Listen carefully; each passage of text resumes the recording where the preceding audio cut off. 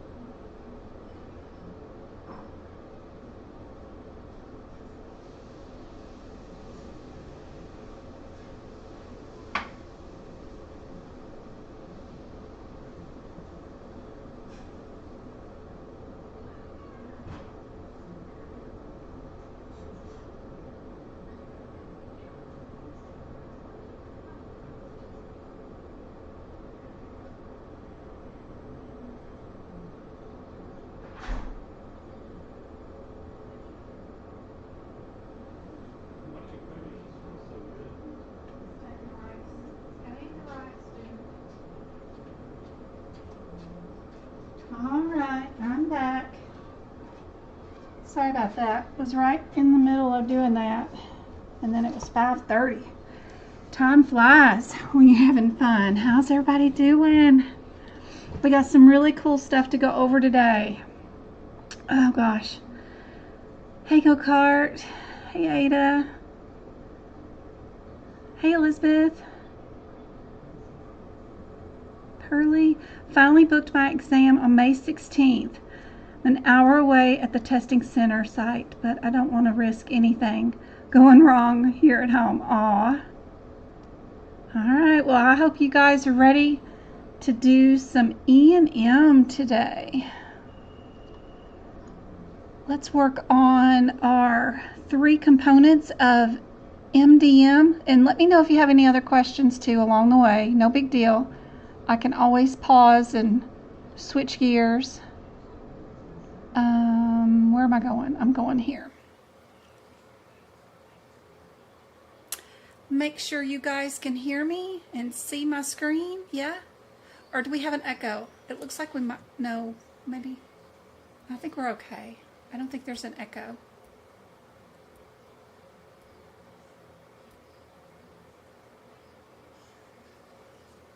Yay. Can you guys hear me all right? Thanks, Go-Kart.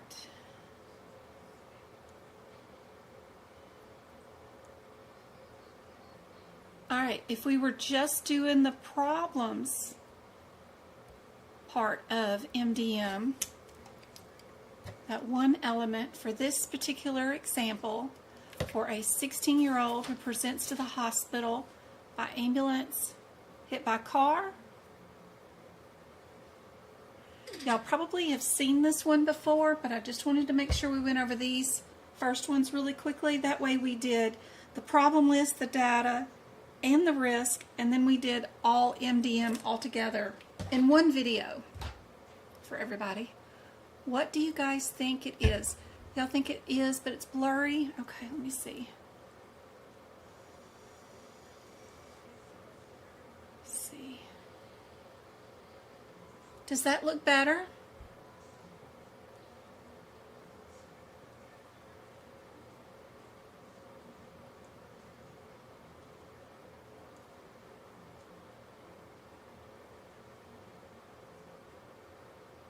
Okay, good.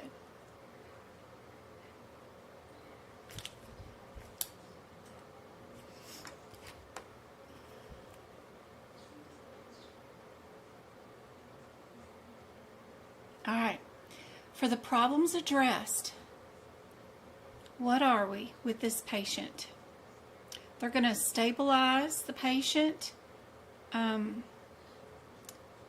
Admission with decision for consultations and surgery has been indicated.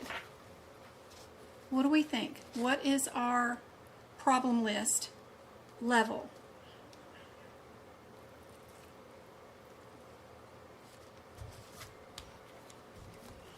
We should be on page 9 or 10 in your E&M book, and we're checking out that very first column in that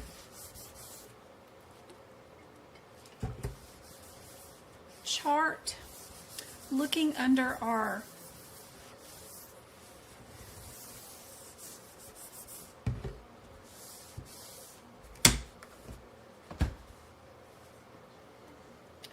are we minimal,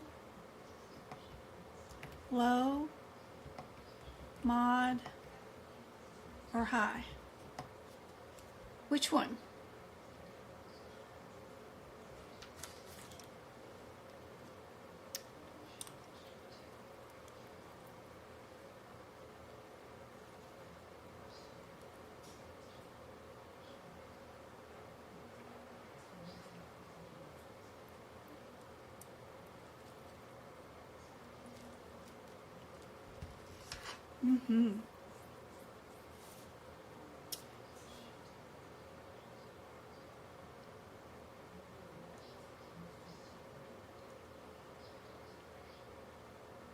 Yep, we have multiple trauma and decision for surgery. We are definitely high. Yes, yes, yes. Okay. Next one is a patient presents with a small area of uncomplicated heat rash, and the parents are advised on home care. What would be our problem list for this patient? Minimal. Where is my?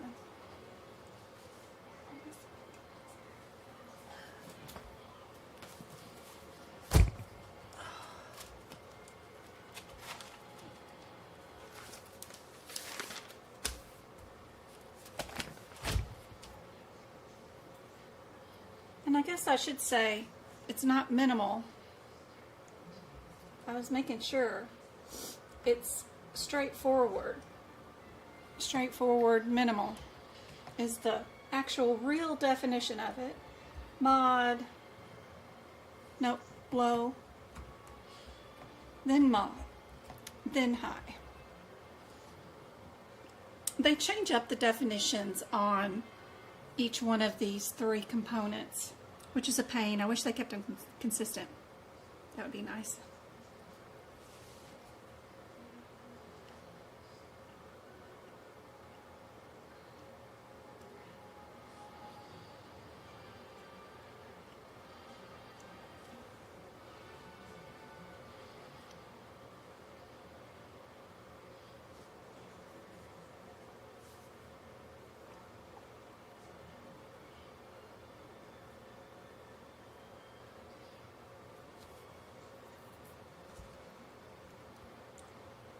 Yep, we are minimal, straightforward, minimal, perfect.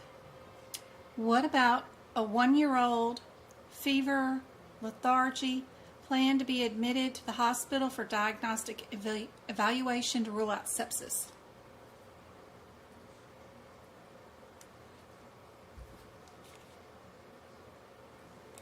Again, are we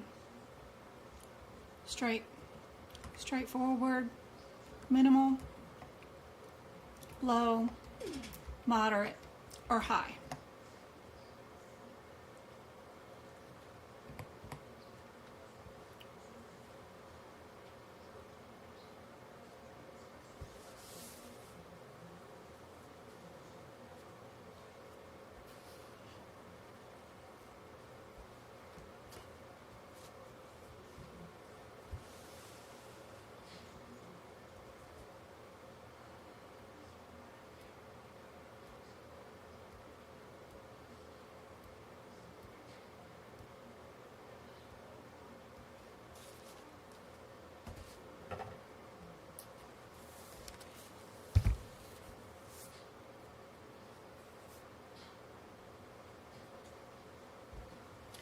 The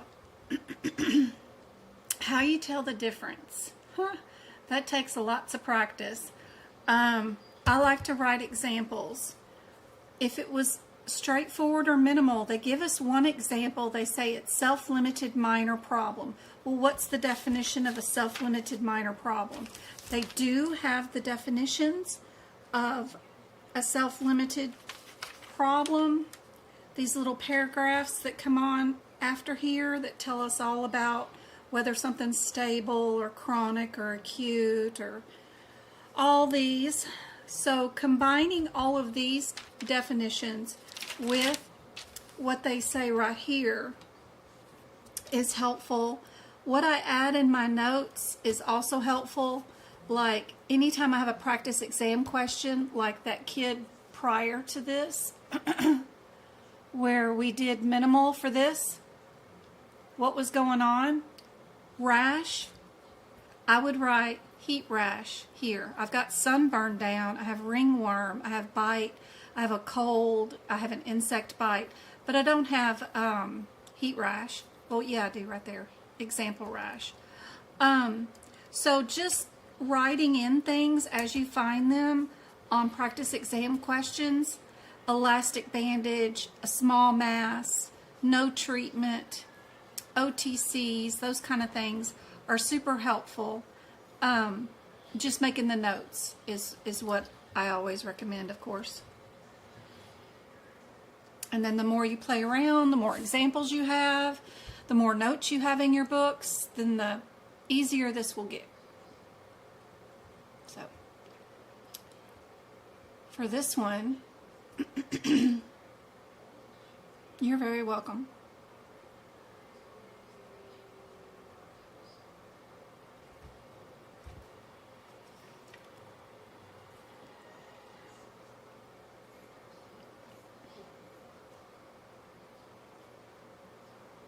Lots of moderates I see, but we do have a couple that did say high, which is perfect.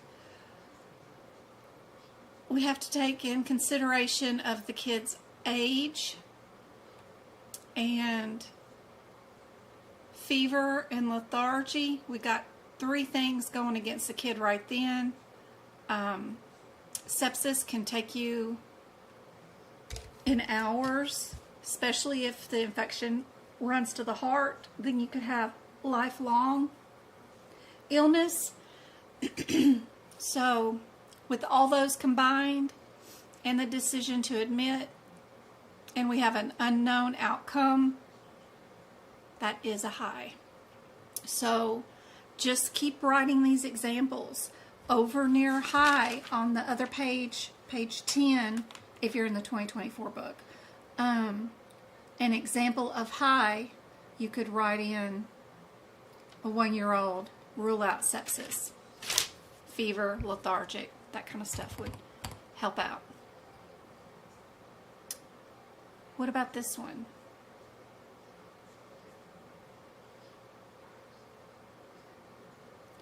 Sprained ankle, not within a global period of the procedure. We've got a caregiver.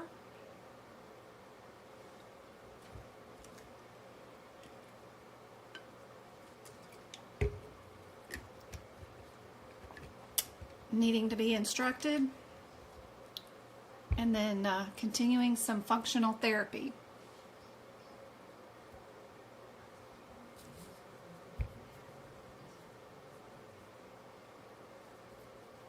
Are we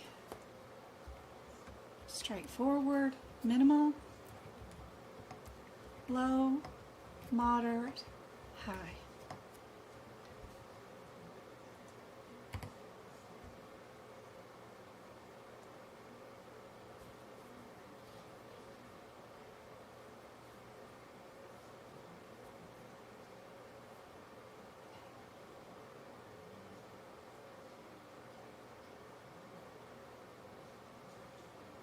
How many do we got in? We got 21 in.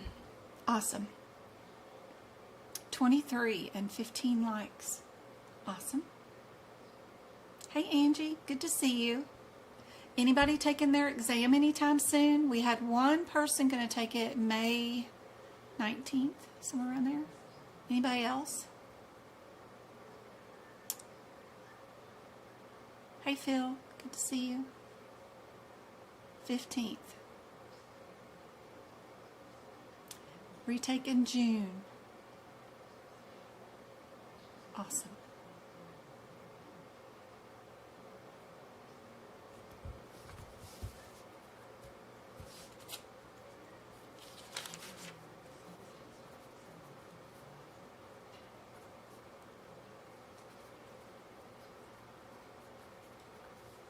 $15. Jessica, June.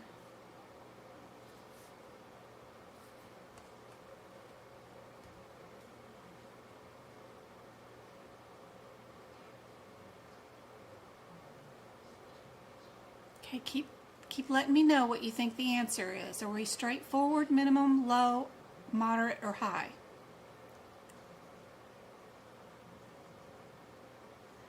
Pearly was the 16th, that's right, not the 15th.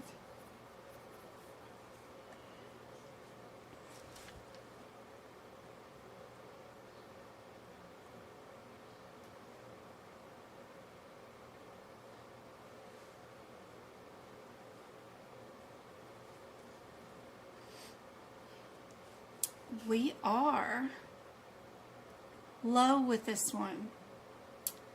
Not straightforward because we're not doing just over-the-counter treatments.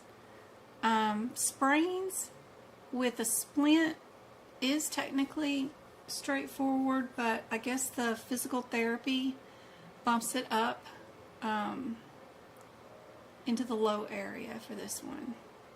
And we had to give the instructions to a caregiver, which increases your risk because it's not directly responsible for the patient to do it. You got to go through another person to get it done, and that always leads to things not getting done properly.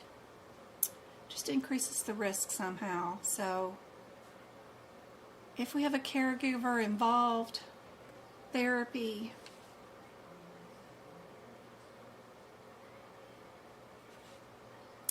This one is going to be low.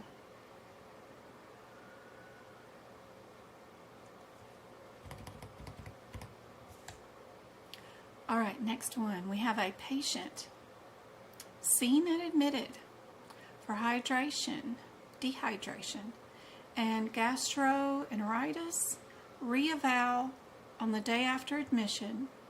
Patient stable but continues to have some vomiting and diarrhea. We will continue to receive IV fluids until symptoms resolve.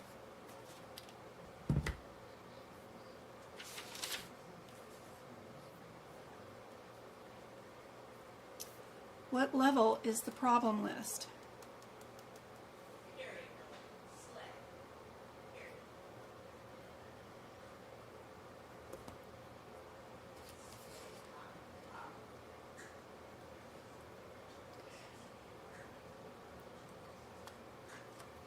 Well, over-the-counter ACE bandage is straightforward. Over-the-counter medication is moderate. So it depends on what verbiage you're using when I say over-the-counter. So sorry about that. Over-the-counter was a ACE bandage.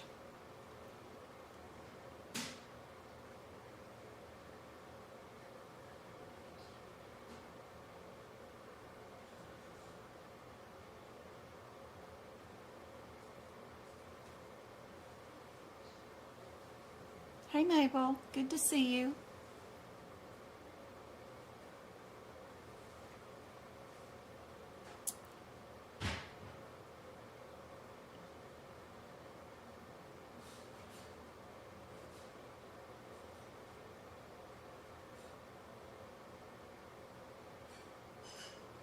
We got some moderates, a high, what else? A low,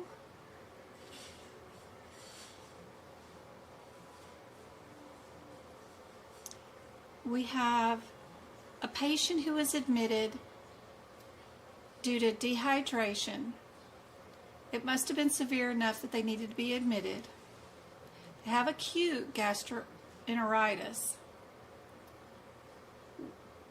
We're not billing for the admission day. What we're billing for is the subsequent hospital visit. The patient today for the subsequent hospital visit is stable. It continues to have some vomiting and diarrhea. So they must be showing some signs of improvement. We do have them on IV fluids. That's not a high one, unless it includes like morphine or chemotherapy drugs, stuff that needs to be monitored. But IV fluids can just run and no one has to stand by and babysit. So this one,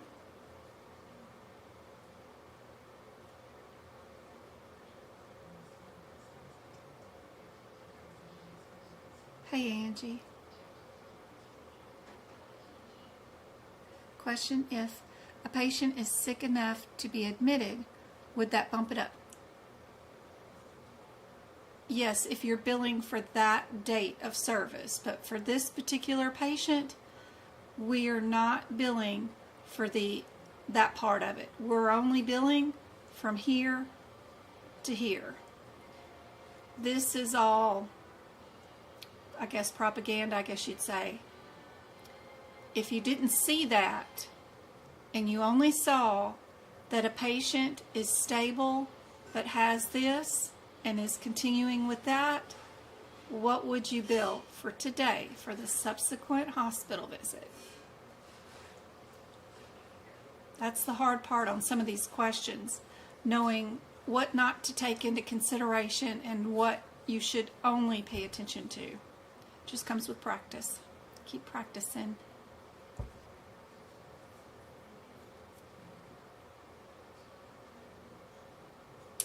This one's going to be moderate.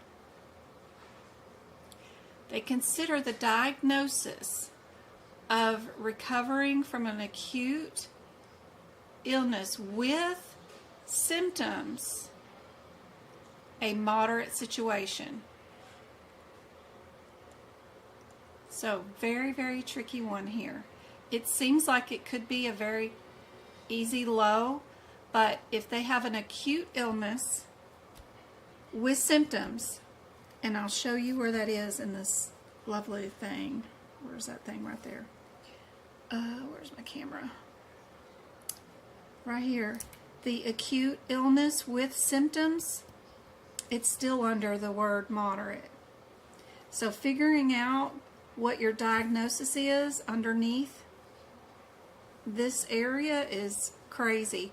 If you have an acute illness, that's it, but no symptoms, then you would be low. But because we still have some of those symptoms, that's why it's bumped up to moderate.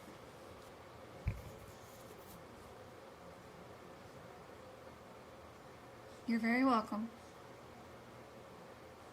Now you just got to remember this during the E&M test. It's so hard. This stuff goes right out your brain as soon as you sit there for that stressful test. So keep practicing these questions. All right, we're going to move on to data now, okay? So now we're not thinking about the diagnosis. We are over here in the middle of this column. We're only thinking about this middle stuff. And there's 3 categories to data. We have category 1, category 2, and category 3.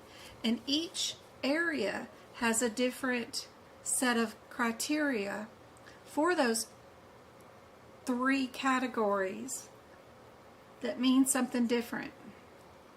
We could be minimal or none. We're no longer straightforward.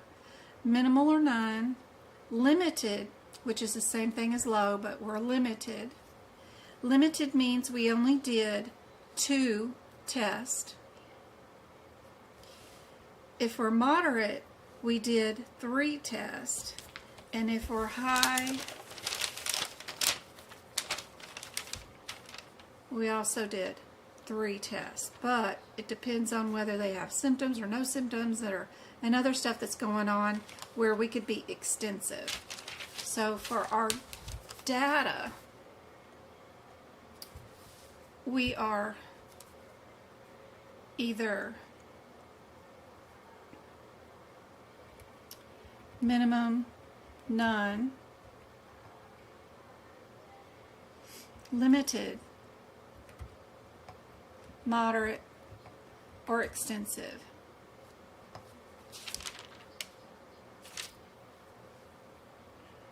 So for this one, we have a 12-year-old with ear pain. Swimmer's ear is diagnosed. What would our data level be for this patient?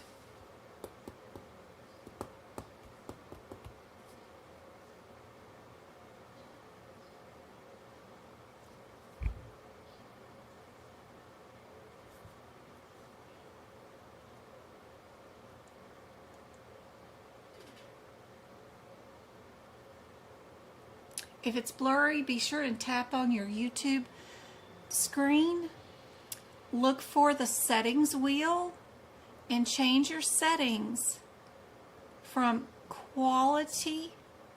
Tap that area and tap it to the highest quality level playback because it defaults to the low level.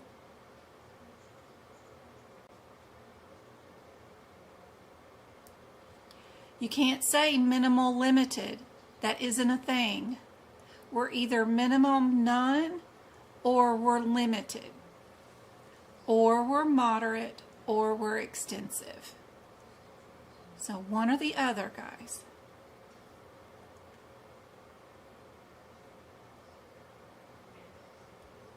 You're welcome. Did that help, Jess? Good.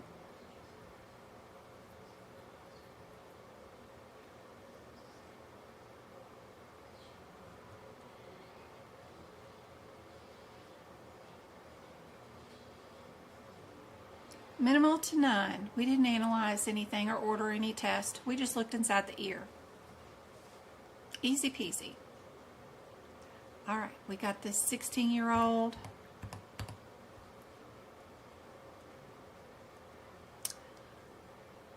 Who's an established patient, presents for a follow-up for an upper respiratory tract symptoms. Patient has been evaluated at an urgent care practice 2 days ago, but the symptoms have increased. The physician reviews the records of the urgent care visit. That includes a diagnosis of URTI.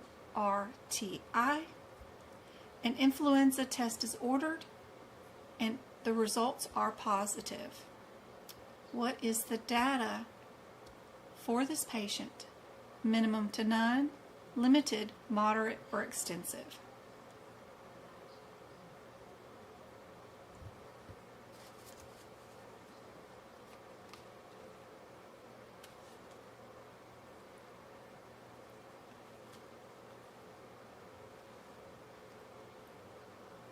I'm going to check on my kids, make sure they're eating.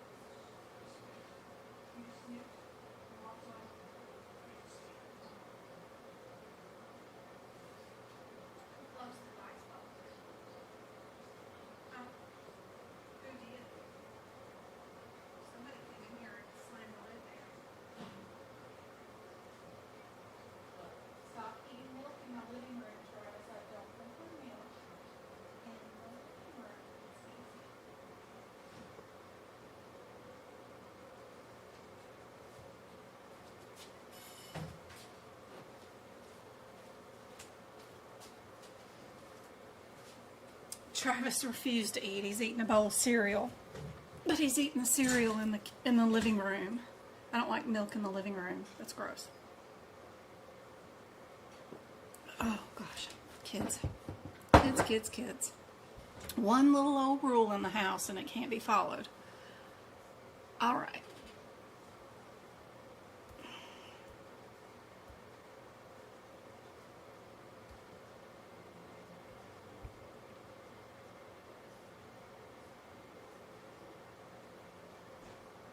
I wonder if the urgent care is in the same practice as the physician. You know, like if they're both family practice physicians and they're both in the same practice, that would be interesting to know.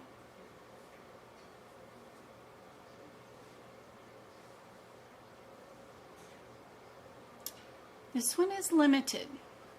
Combination of a review of external records from a source and the order of one test supports a limited amount of complexity of data to be reviewed and analyzed. If an independent historian were required in addition to the external records, then we could have moved on up to moderate. But because we didn't need, you know, like a parent or a caregiver to give us even more information,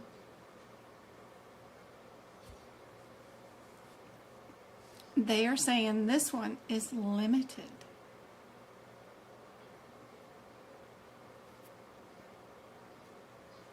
You see our little chart here. Where's our video? Any two of the combination, we've got outside records, and then we have one test ordered. So that makes us limited.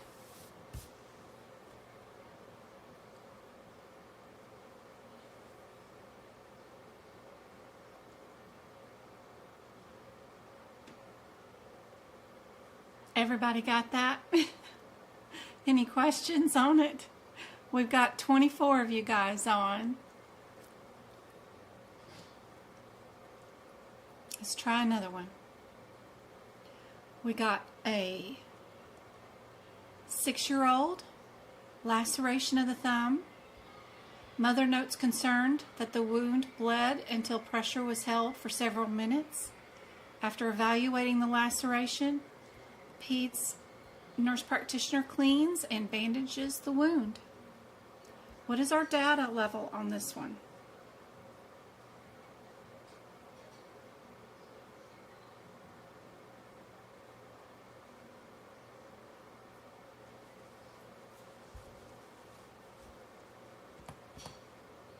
Remember, our levels are minimal, none, limited, moderate, or extensive.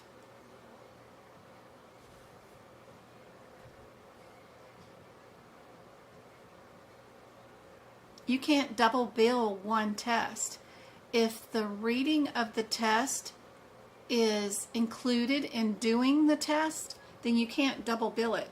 And also, if a physician orders a hemoglobin A1C and tells a patient to come back in 3 months to review it, when that patient comes back in and reviews the record in 3 months, you can't count that data as data that you would review in 3 months because you already got paid to order the test 3 months prior, and that was included in your MDM.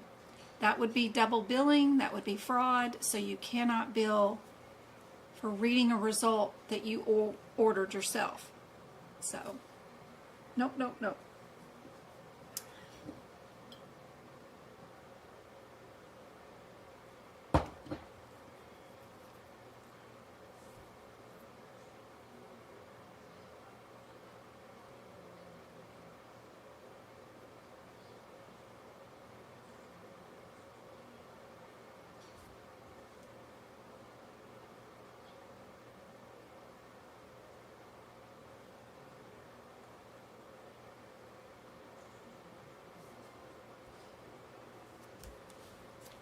To be limited, you must meet the requirements of at least 1 out of 2 categories.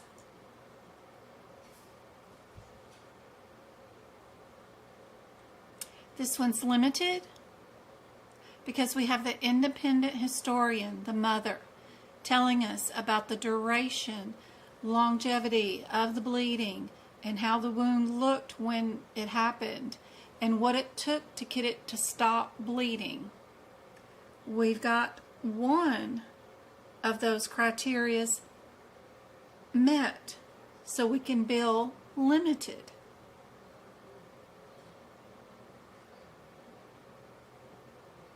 Yay, great, Angie. Awesome, I hope that helped. Yep. I'm glad you liked that one, Blondie.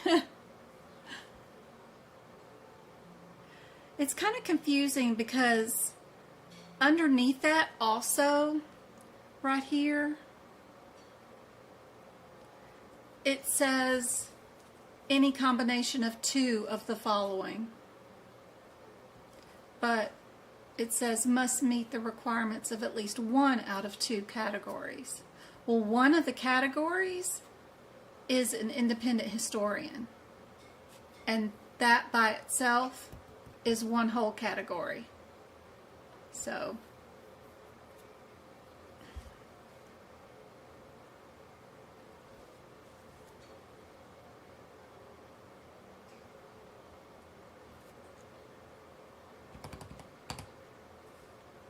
it's really good for CEMC if anybody was wanting to plan on taking that, or CPMA. Really good review for those, of course. All right, next one. 6-year-old New patient. New patient has higher thresholds where you got to have 3 of 3 match a lot of times. Anyway, we've got fever, cough, vomiting, 2 days. Patient is accompanied by her grandmother, who asks that the child's mother provide history by the telephone. The mom speaks to the physician, providing history of fever that was as high as 102 and vomiting that is associated with coughing, chest x-ray, and multiplex testing for any kind of RSV virus testing is ordered. Later that day, the physician reviews the chest x-ray via the health record exchange, pending receipt of the radiologist report, and calls the parent by telephone with the result. Travis, putting it in the sink is not washing it. The dishwasher's still going. You know where a washcloth is, the Dawn soap, and you know how to rub and wash it and put it in the basket beside the sink, right? And let it dry.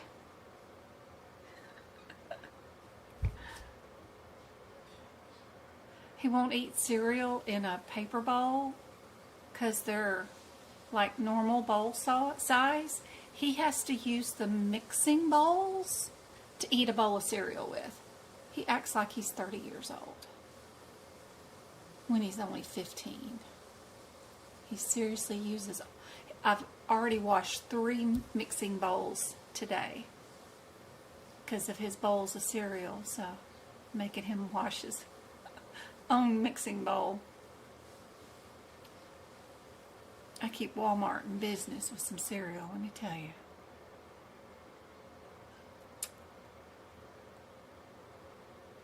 What do you guys think?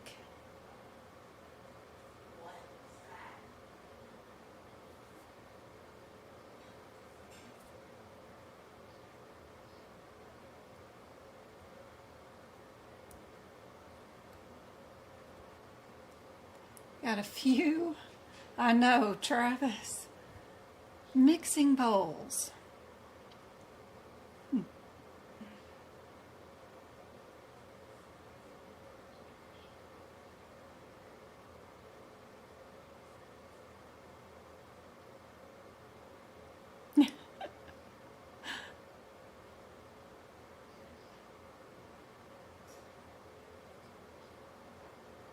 I know those. I never.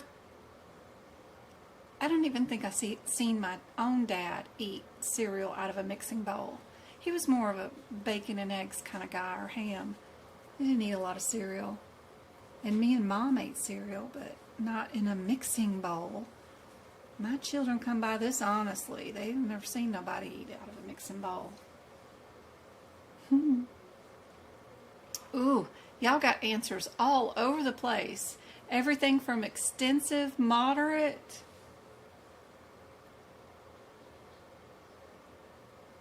minimal.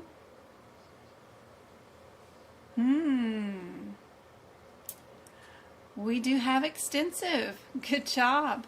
We have extensive data based on 2 unique tests being ordered, an assessment requiring independent historian, and an independent interpretation of a test. We couldn't read our own x-ray.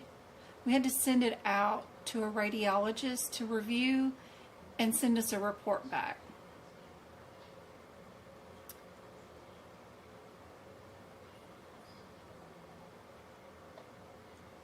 The 2 tests that were ordered was the chest x-ray and the RSV panel.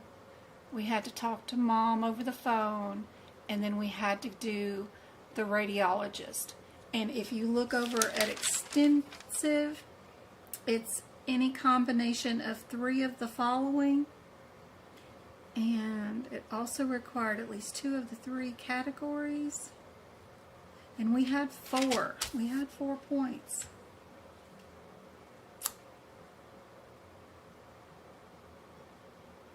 if you've got my E&M study guide, it has that cool little chart in it that you can go through an example like this, and as you're going through here, you can say, Mom by telephone, that's 1 point. And then what doc ordered, there's another point. And the chest x-ray is another point. And then the radiologist report is 4 points. And then on that little chart, it'll say 4 points equals extensive. 3 points equals this, 4.2 points equals this. So I like that little thing. It's handy to have. Need to find a way to be able to write it in the E&M notes somewhere. I'll try to do that for next year so that it's included in the E&M notes. But I got to find somewhere in the E&M section to put those little charts, because there'll be 3 of them. One for problem list, one for data, and one for risk. I'll work on that. All right, our next one. We got a 5-month-old who presents with viral bronch, and parents provide medical, family, and social history, RV panel, basic, cell count, and a chest x-ray are ordered. What would be our data for this one?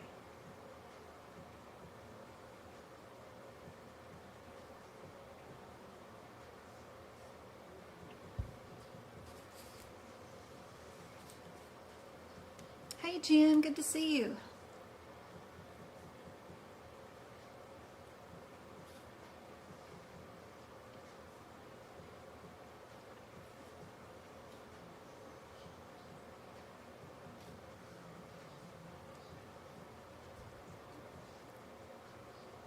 Oh yeah, is anybody seeing those Aurora lights or whatever they're talking about?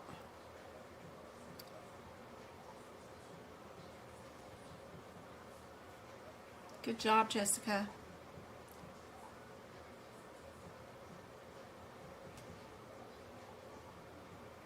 We kind of have some big cumulus clouds in the sky tonight. I'm hoping we're still going to be able to see it. It's super sunny here still right now. It's 6:20 here.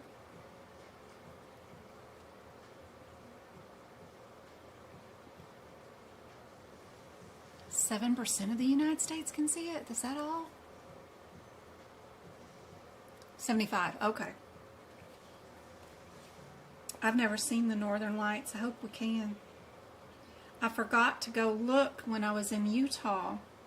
We're supposed to be able to see them in Utah, where we were at last year. But by the time the sun went down, we were so tired. It was just too much to go back outside. But I forgot all about looking for them when we were in Utah last year. And I've never been anywhere to see them.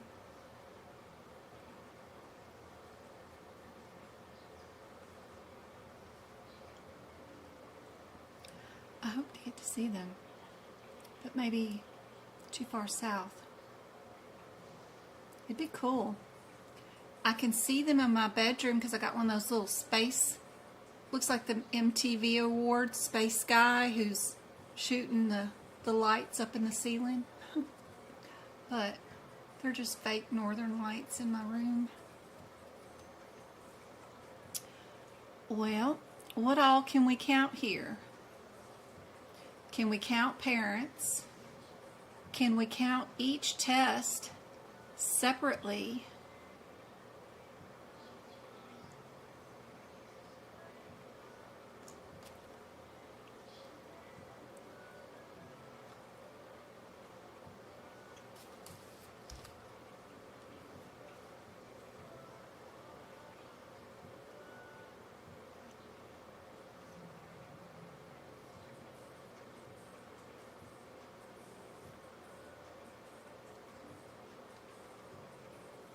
I've seen some people say that anything that's blood is blood, and that's counted as 1.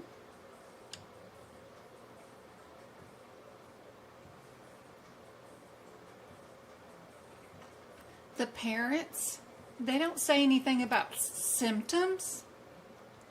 They're just saying past medical history, family and social history.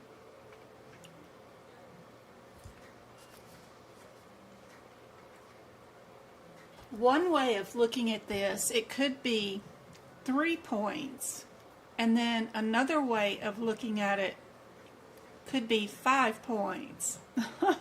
It just depends on how you look at this and who's grading it. I think the parents, though, I don't see like a symptom history, you know?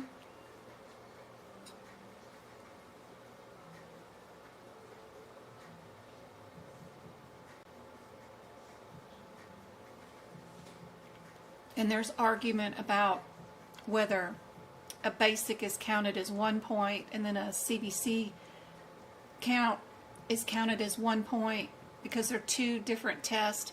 If it's 2 different CPT codes and it's 2 different tests, I've seen people make that argument, but I've also seen it written in literature that blood is blood. If it's a blood test, that's 1 point. If it's a urine test, like a UA, that's 1 point. If it's a throat culture, that's 1 point. You know, it's got to be different sources. So this one would have me going back and forth between 3 or 4, because I'm not really sure if I want to count those parents. 4 would mean extensive, and 3 would mean moderate, depending on whether you count the blood as 1 or if you count the blood as 2. Interesting though, if you do the basic metabolic panel, that's drawn in a red top, and then your complete blood count is drawn in a lavender top. It's 2 different tubes of blood. It's not a combined into 1 tube of blood. I don't know. I wish I knew how to teach that particular part. I know every time I teach it, I try to teach it as just blood is blood. And, you know, every urine is a new point, and every throat culture or Q-tip swab or anything like that is another point. But I've seen people in chat argue that anything with a different CPT code is a new point. So I just want to give y'all both interpretations. I don't have clarity from AAPC on what that is. But it's either 3 or 4 points, and it makes a difference in this particular example because you don't know if you're extensive or if you are moderate. And the answer that they were looking for, that they wanted, was moderate. So they're counting the prior external notes from each unique source, the order and review of unique tests, an assessment from an independent historian, so maybe they're talking about the parents. So they're saying that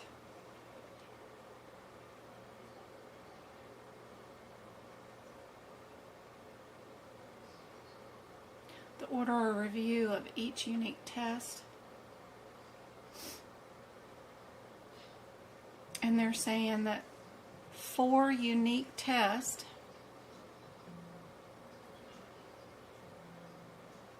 yep, there was 4 unique tests. They're still only billing a moderate.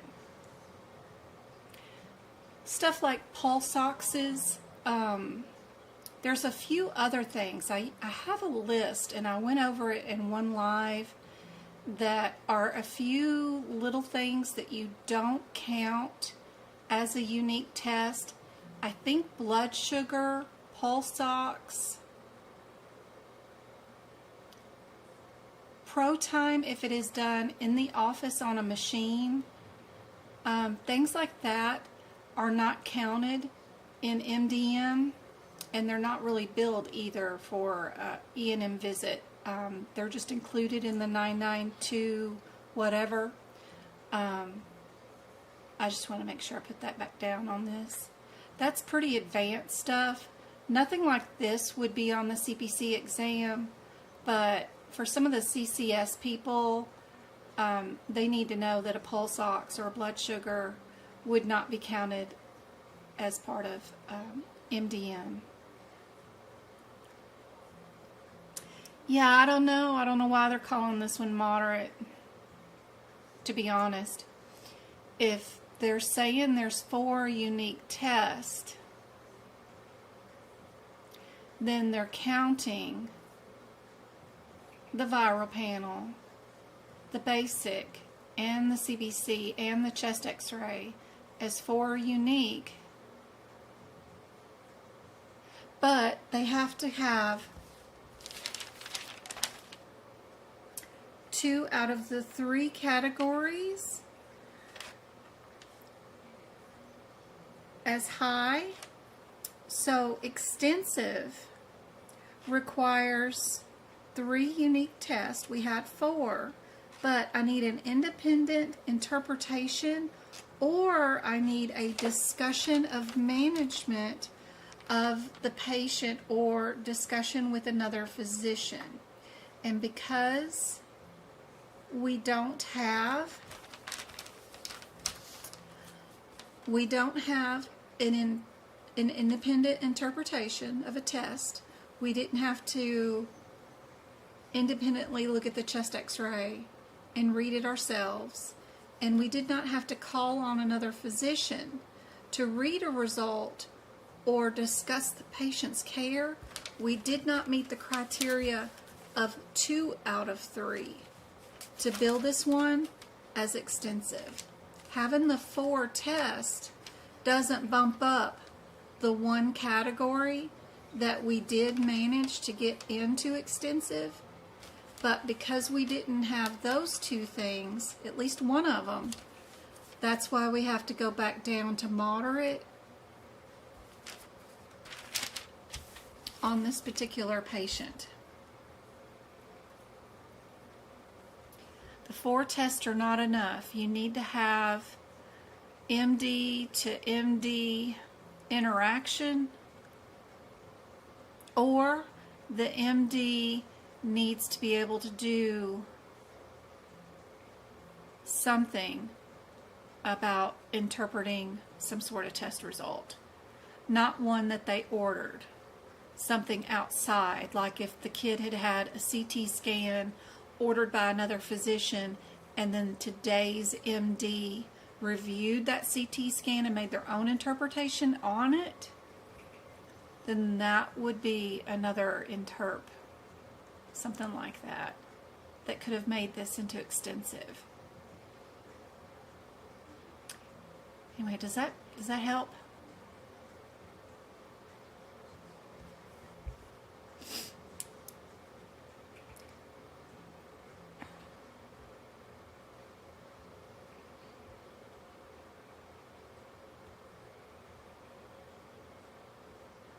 I'm just catching up on chat.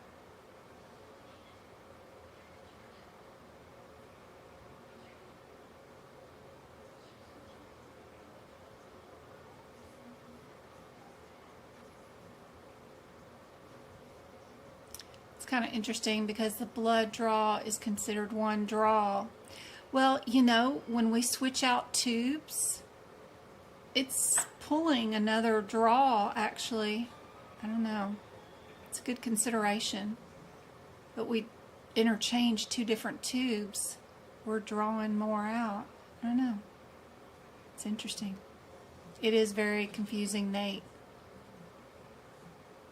It's one draw, but the provider interpreted each test. You like going over these? I'm so glad, Robin. Yes. Kind of. It takes practice. So for extensive, you gotta have your own physician interpreting an outside record, or you need that MD to interact with another physician on this patient's behalf. You gotta meet that with ordering a bunch of crap together to hit extensive. Let's throw some bad vocabulary in there. Everything's crap. All right. Let's do another one. We've got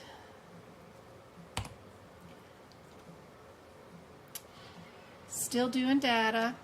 We're still either going to be minimal, none, limited, moderate, or extensive.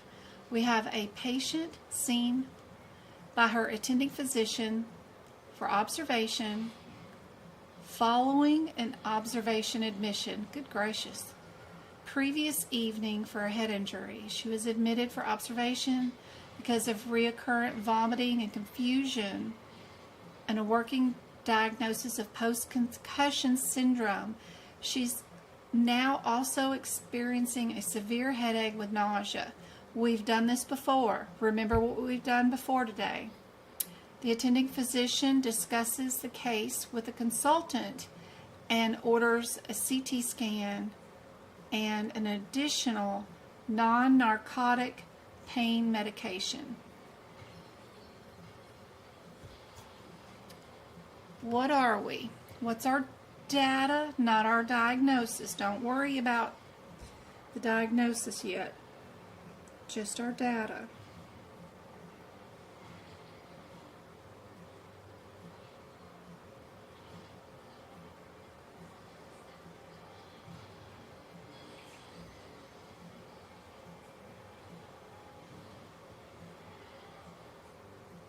One stick with multiple tubes. Yeah. They counted each test as its own point, so for that example.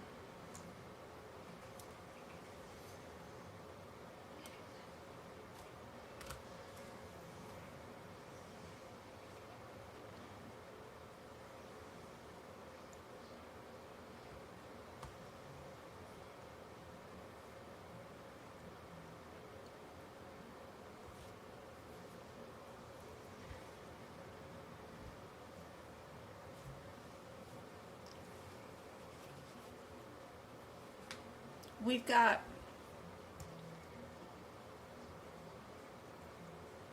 conversations with another doctor, right? We only need to meet 2 of our categories. How many tests did we order? We ordered a unique test, a CT scan. We ordered a new medication.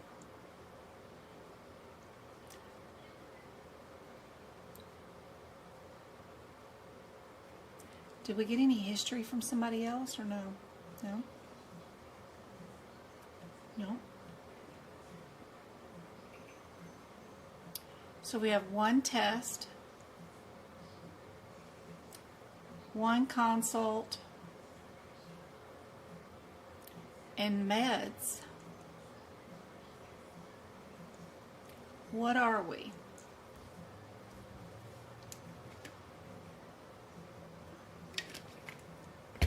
To bill extensive,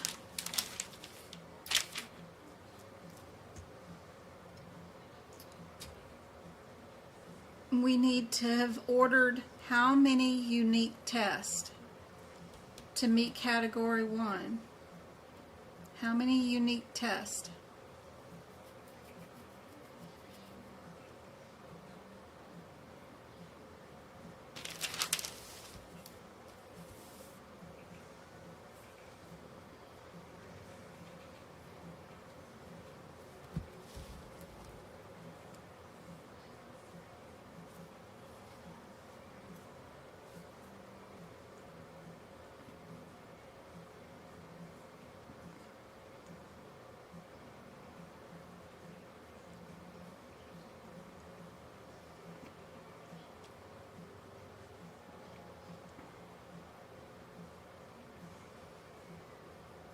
Still got 25 of you guys on and 23 likes. Yay.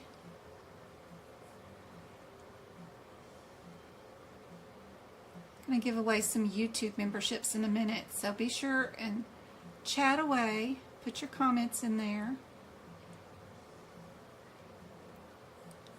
This one is moderate. We just did not order enough tests for this one.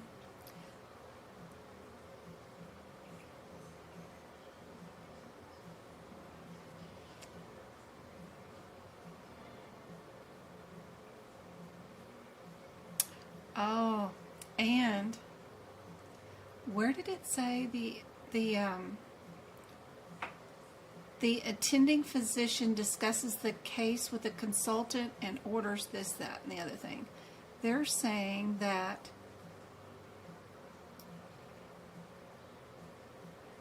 the discussion is not separately reported. Moderate level may be supported by the discussion of management, treatment, or test with an external physician or other physician when the discussion is not reported separately. Yes. So if that consultant did not report a consulting office visit for talking about that patient, then we can count that as one of the criteria. But not if they're just two guys in the hallway talking about a specific case that they're, just chatting about. It's interesting.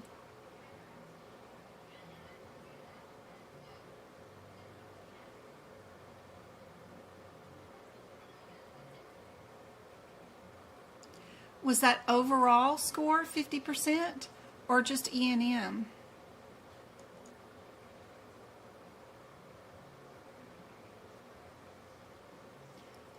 What about this 15-year-old? Diabetes?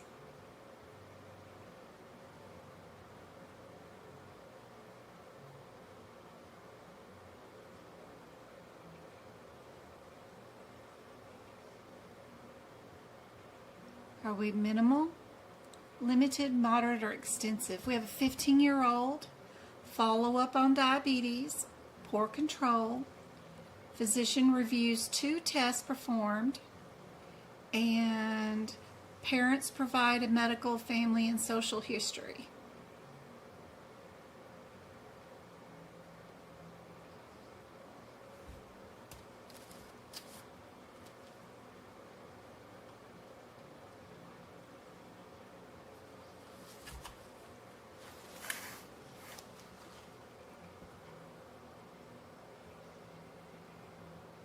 E&M is 50. And we need to get that up to like 80%.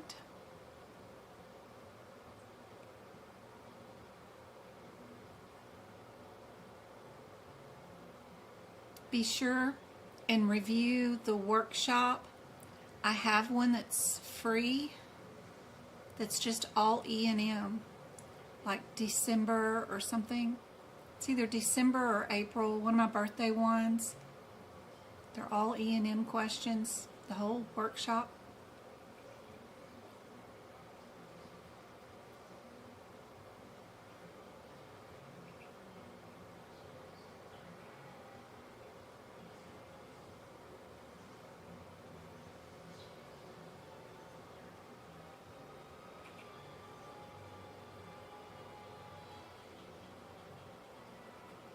So we've got 2 tests. We've got parents.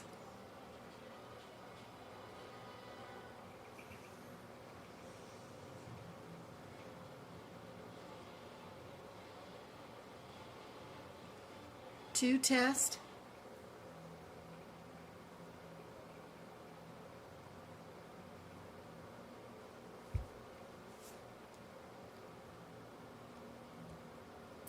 We are moderate. We have the 2 tests that are reviewed. We have an independent historian. Combination of those 2 gives us the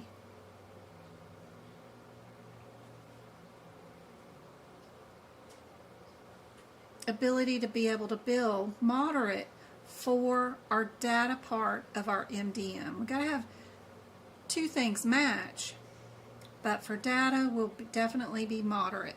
Parents and then 2 unique tests.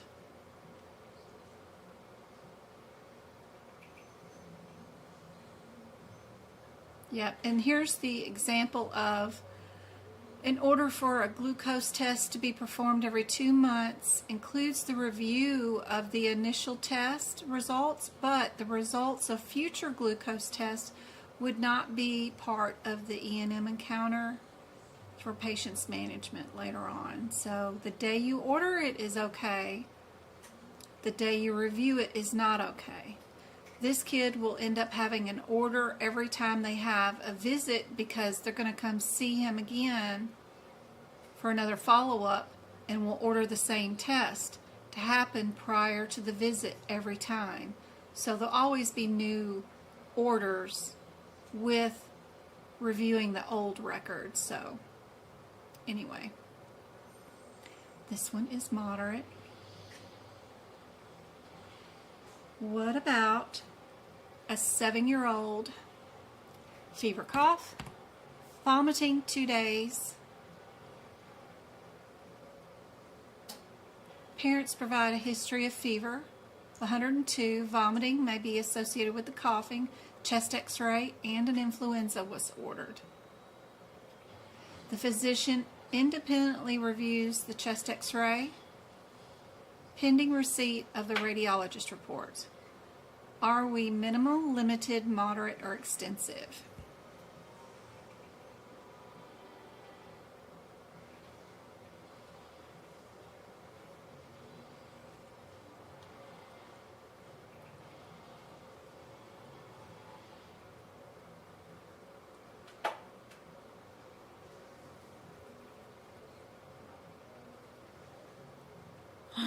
Oh, advertisements. Sorry, guys.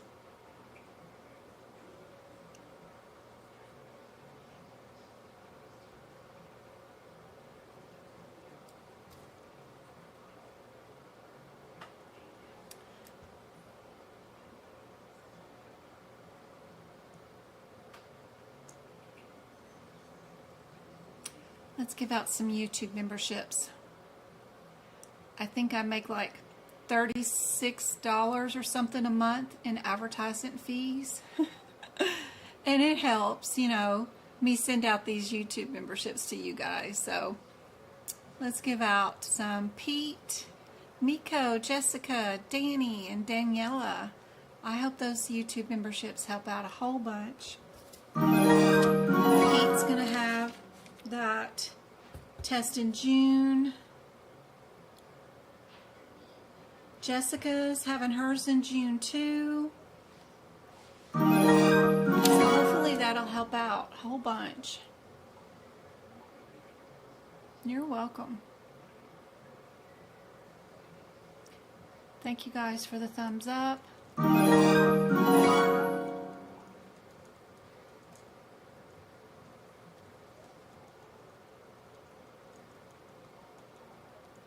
You're scared, Carrie? Oh, I'm sorry. I know it's perfectly normal to be scared, but definitely want to get that exam done before. I hope it hasn't changed to fill in the blank. Some of those cases at the end in our practice exam questions are now fill in the blank. So maybe the exam changed too. I have no idea. I don't work for them and don't have any info. I know that Monday this week, the 6th,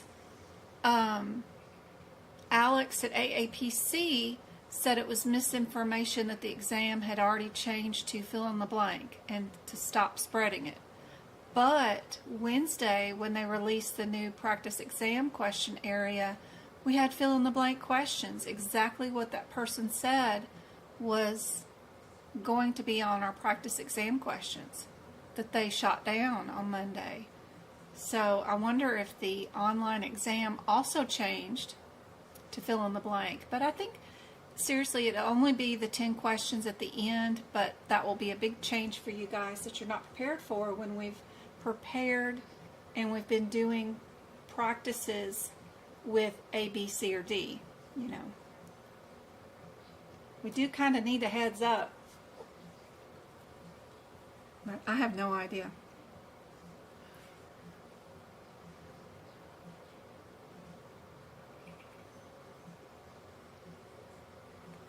I don't think they're going to give us more time.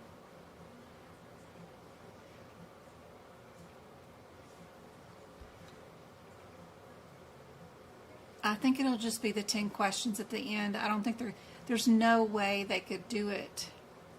You could do it in 4 hours with everything being fill in the blank. So it'd have to be just the 10 cases at the end.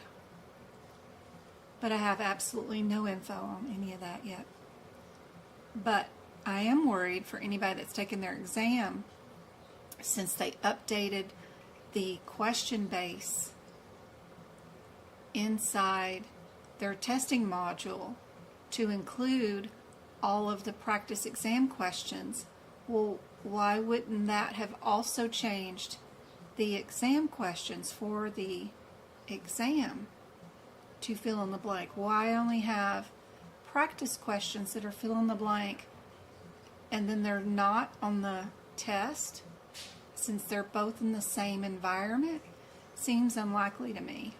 But until somebody takes the test and volunteers to be tribute, right now we have no idea.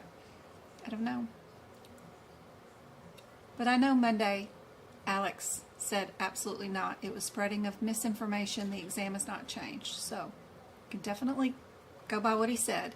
And if you do see something that has changed when you are taking it, then you can argue with aapc that your test was wrong and get a retest if you don't pass. Just don't stress. I did one already. I showed it off yesterday on YouTube, but yeah, we can even play around on them. We can play around with those too. Yes. Well, you know for sure on Thursday. I don't know. I need to scour their Facebook page and see if anybody's had their exam this weekend. Hey Julie, how you doing? Your anxiety just shot up. Oh, book. Don't stress. It's not that hard. The only hard part is figuring out where to find the diagnosis code, not the CPT code. So if it's a diagnosis and you don't know whether to look under syndrome or pain or those kind of things to find the correct term, it can be kind of difficult. But usually it's just by going backwards. So if the diagnosis is, I probably won't even be able to think of one. Let me think. I have a diagnosis exam up right now. I was doing some diagnosis codes questions for my website. Yeah, so like if it's for a malignancy, a right lung malignancy, you know you're going to look up the malignancy, the last word first word first. Carcinoma. But yeah, we got to go over some of those. How you find out, how you look up diagnosis codes when you don't have A, B, C, or D. Got to do more of that. We've done a couple of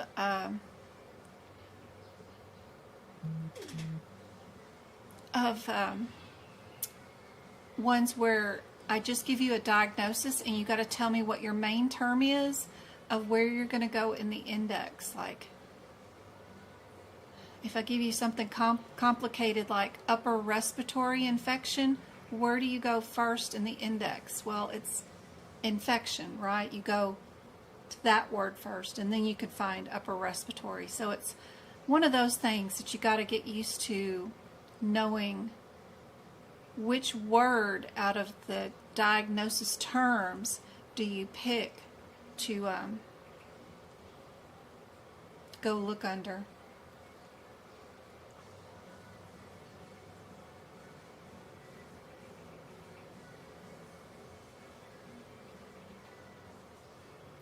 Hey Julie, how'd they do? They lost? Oh no.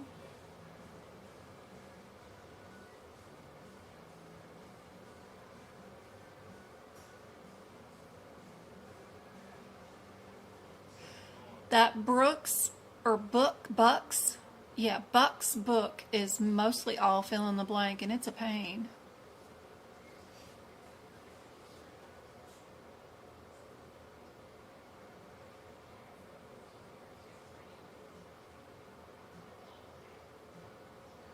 We're happy you're here with us too, Julie.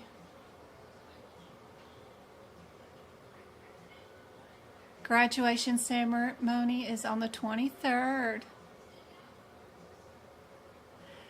Aw, don't feel that way that you don't deserve to graduate. You know, medical coding is never learn it and know it situation. It is constantly changing, especially here in the United States. It is something that is new every day. You cannot be the ultimate master of. It's just going to be a lifelong endeavor of learning. So don't feel bad about that. Our little fever patient right here, we have a history, we have an x-ray, and we have a test ordered. And then we got to do something about this independent review, right? That makes this extensive. We've got multiple tests being ordered, and out of category 2, we did do the independent test interpretation, so we captured 2 of those 3 categories, so we can bill extensive for this one. Ooh, here's a diagnosis one. I guess I should delete the answers and see if you guys can find out where we would go to find the answers in the ICD-10 book. If I didn't give you the A, B, C, or D, and you had to find it all on your own, what would you do for a patient who has come in today for a cone biopsy for a fractional dilation and curette is being done because the patient has a history of cervical angiocarcinoma, being monitored with twice a year, cervical curette, and pap smears. For the past 2 years, they've been negative. However, the most recent pap smear showed atypical granular cells. Given the past with atypical granular cells leading to a diagnosis of the cancer, there is a concern for reoccurrence. Today, what is the patient's diagnosis? We don't care about much of anything, what we're suspecting it is, but what would it be, and where would you go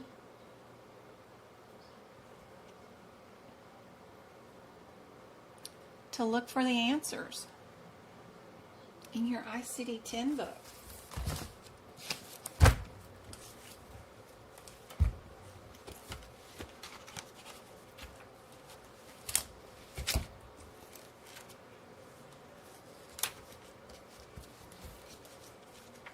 This was a question I was adding to my new membership site on at Medical Coding by Jen, and I just kind of posted it here so that I could write it out. The next questions will go back to being our risk. We'll do risk assessments on a bunch of scenarios. So this is just kind of like intermission. For just a second.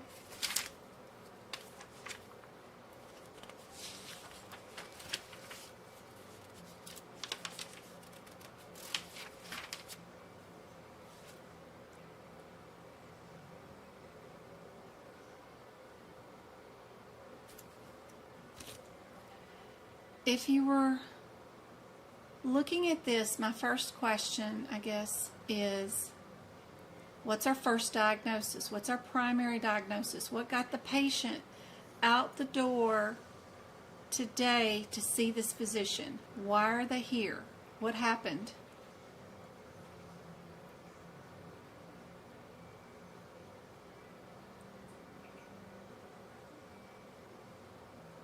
It's not the angiocarcinoma. Nope. What got them out the door today?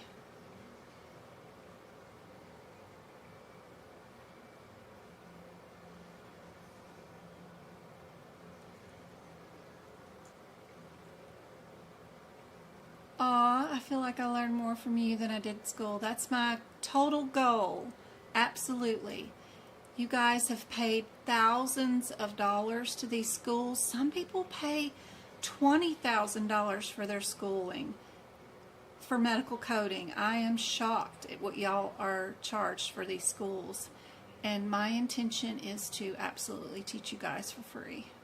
Absolutely. There you go, Blondie. How do we find atypical pap smear? Under diagnosis, what would we look under? If we were going to go find something, you can't go look up pap smear in a diagnosis code group. And that's with Grant. Wow. Me too, Pearlie, me too.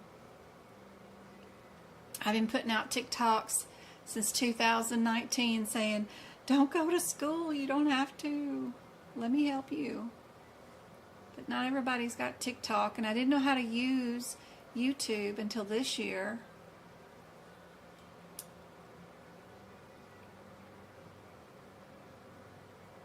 But how did you find that, Carrie? How do you go there? What's the key term that they would go to if they didn't have A, B, C, or D, or Google? What's the first word that they would go look up in the front of the ICD-10 book? If you had this scenario, this is what they're wanting to do, is if they had to go to this thing, what in the world would they look up? Do they look up cells? Do they look up atypical? What's the one word that they would look up when they got here? What's the one word?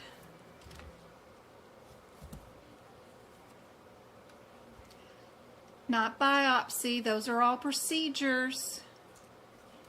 What is diagnosingly a diagnosis? What is happening to the patient diagnostically when the pap smear says they have this? What is this?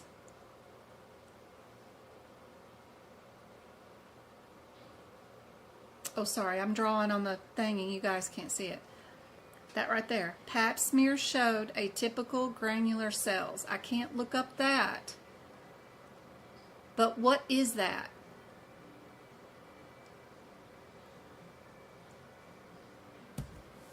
And when you're going in here and you're looking up diseases or injuries, what would I look under? You have test result, right?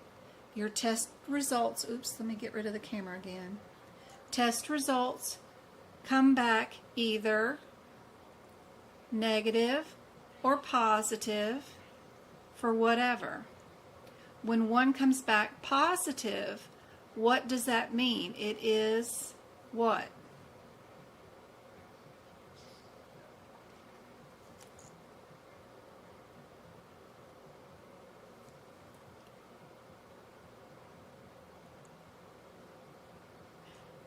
Mabel, she got it? Yes, yes, yes, yes. Abnormal. We're going to go look up abnormal, right? Yeah.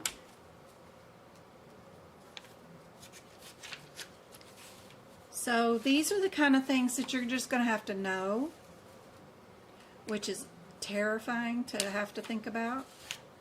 If you don't have Google and you can't just say, what's the diagnosis code for abnormal atypical granular cells, right? But if you have a test result that comes back abnormal, that is what you're going to be looking for, is the word abnormal. That'll be the first part. And then you got to go find abnormal what? Was it cells? Is that what we look up? Or cytoplasm? Or do we look up pap smear? I wonder.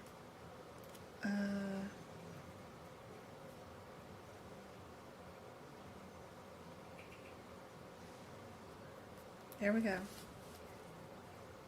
Cytology. So it's probably the pap smear.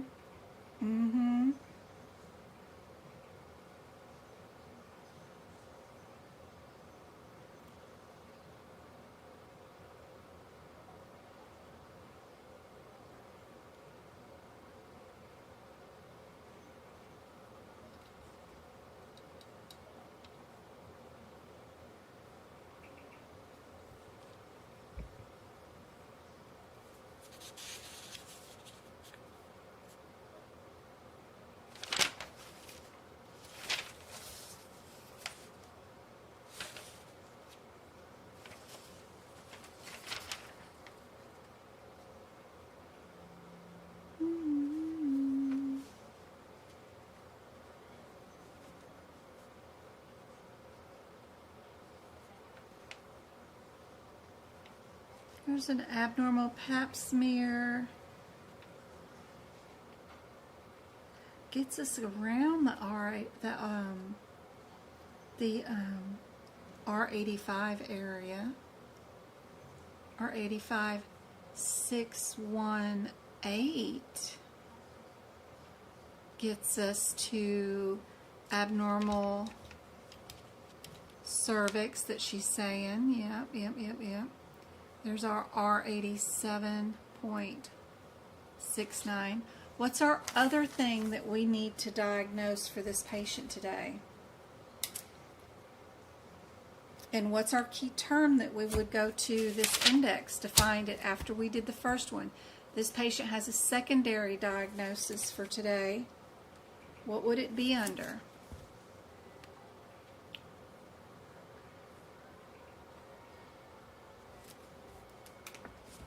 Yep. Abnormal pap, yes. And then you get to cervix, yep. That gets you to the R87, yep. And then you can confirm it in the index when you get over there to R whatever, 87. Yep.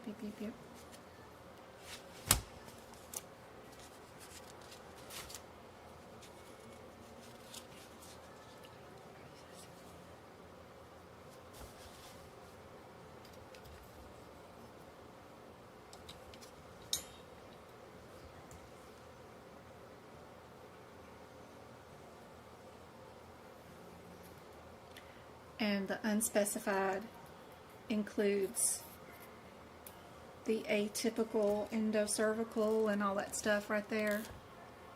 We had atypical granular. It's right there. Atypical granular cells of the cervix, NOS. It's right underneath that R87.69. Perfect. That's our first diagnosis. She has two. So we're going to have to go back to the index to look up something else, and that's going to be history. Yep. So we're going to look up the key term. The first one is going to be history, right? C, D, E, F, G, H, and then I. Yep. Gonna take forever. You gotta get to where you have muscle memory in getting to these indexes, because we haven't played in here. The papers haven't been rifled through. We haven't played in them, knowing their locations and how to get to them. CF, thank you so much for the gift. That's awesome. Thank you. That just helps everybody else out. Thank you so much. I have to unpin, and then I can pin yours.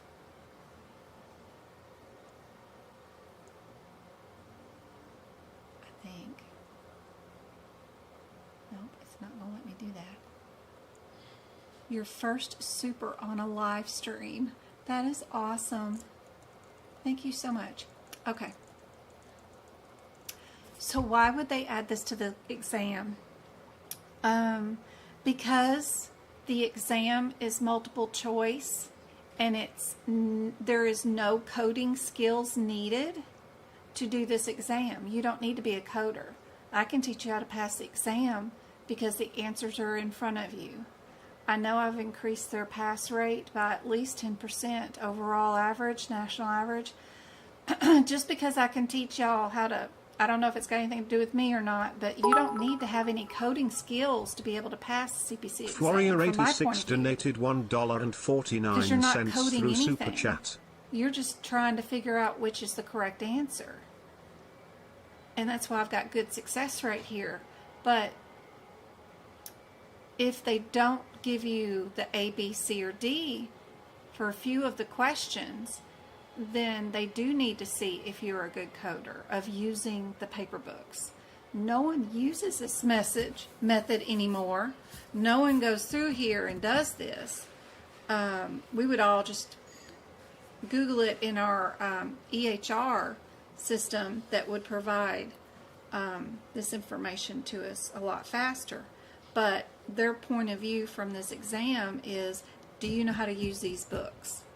And that is one thing that is missing from their exam, is coding from this ICD-10 book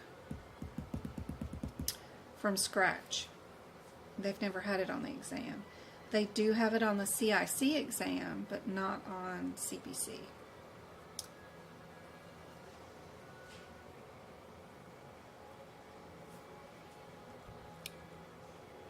So good. With this particular patient, you guys know, oops, what the answer is now.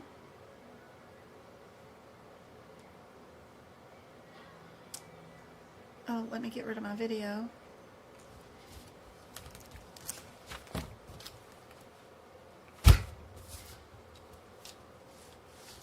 And you did it the correct coding way, where you went and looked up the word abnormal findings. That's what drove the patient out the door. And then personal history. And you just look up history to find that one. And this one would have been the abnormal lab result. And you just have to remember that anything with a result that's abnormal, like a pap smear that shows bad cells, you're going to have to find the answer under the word abnormal. So it's a bit of a learning curve. Nothing that we can't figure out how to do. My suggestion is, when the exams change, and you know how I've been telling you you've got 120 seconds per question, I probably want to back that up to where you have 110 seconds per question to do all the multiple choice ones, so that you have 10 seconds per question for 90 questions saved up, so that you have enough time left in the bank to do the last 10 that might be fill in the blank. If they ever change the exam, I will change my time per question. That means when you're practicing at home, that you should do every question within 100 seconds. You always want to back it up by 10 seconds off of what I say, because when you get to the exam, you're nervous and you don't perform as well as you do when you're at home, because it's familiar, you're used to it, and you can perform faster without distractions. So in reality, if you can do every one of your practice exam questions at home within 100 seconds, then you'll have plenty of time, due to distractions and whatever else might be going on, just the stress involved in the exam to get through your 90 questions that are just multiple choice, and then the 10 questions that are fill in the blank. But hopefully we don't ever have to worry about that for a while, or they never change the exam and we don't ever have to worry about it. But in case they do, I've got a plan. I'm working on it, and we'll do definitely more ICD-10 indexing as time goes by. But let's get back to risk. I want to do a few examples of just doing the risk, the level of risk of management or treatment decisions made by the encounter. Let's see if we can identify what the risk levels are. And for risk, do they have different verbiage for risk? Let me go check my chart. We've got minimal, we've got low, we've got moderate, and we've got high as our verbiage for our levels. For just risk, this one's really vague too. It's risk is more of the vaguest part of problem list. Is easy, right? Data can get confusing because you don't know if it's you're counting parents talking to the doctor or outside records, right? Risk is even worse because it's whether the doctor did anything or didn't do anything, potential outcomes, unforeseen circumstances involved with the diagnosis. It's kind of vague for sure. But let's see what we can do with patient presents for follow-up for treatment for infantile. Patient appears well, having no concerns, but needs clearance to return back to child care. We provided that to the kid. Will there be a risk of the kid getting reinfected, going back into daycare? Probably.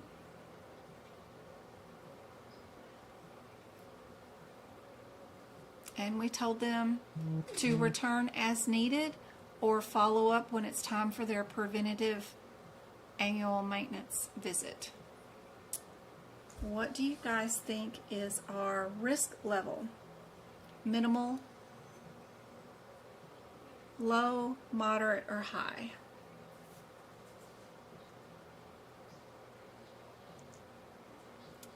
Easy peasy. That's a lot easier than diagnosing. Let's see about this one. We've got a 6-year-old, influenza, recommending hospitalization and management due to increasing symptoms. What is the risk level to the physician and the patient being hospitalized?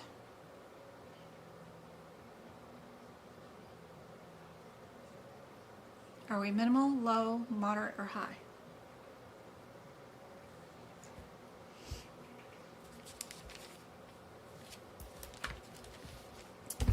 Under risk, things that can make a difference is additional diagnostic testing or additional treatments. Other things that can make a difference is prescription drug management, a decision for a minor surgery, a decision for an elective surgery,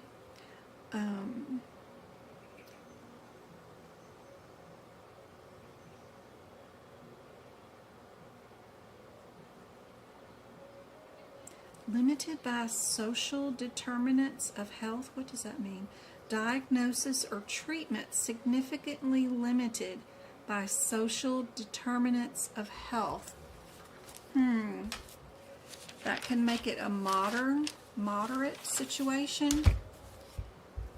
High risk can mean things like drug therapy requiring monitoring like chemo or morphine, decision for an elective major surgery, a decision regarding an emergency major surgery, a decision regarding hospitalization or escalation of a hospital level. Say the patient's in NICU and we send them to critical care unit or intensive care unit. Those things are important. A decision to not resuscitate, plan of care, meaning that we've got an 86-year-old who's come in with pneumonia and a UTI. We're going to treat the UTI pneumonia, but if they code, we're not going to do CPR and do an invasive measures to keep them alive. And that could make a risk high for the patient. And then a decision regarding controlled substances, like giving them morphine or advanced medications, could also warrant a high risk. So after me reading all of those, anybody want to change their answer?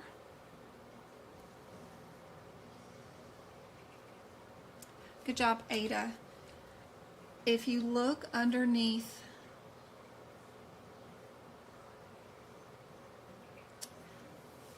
our high, it says a decision regarding hospitalization.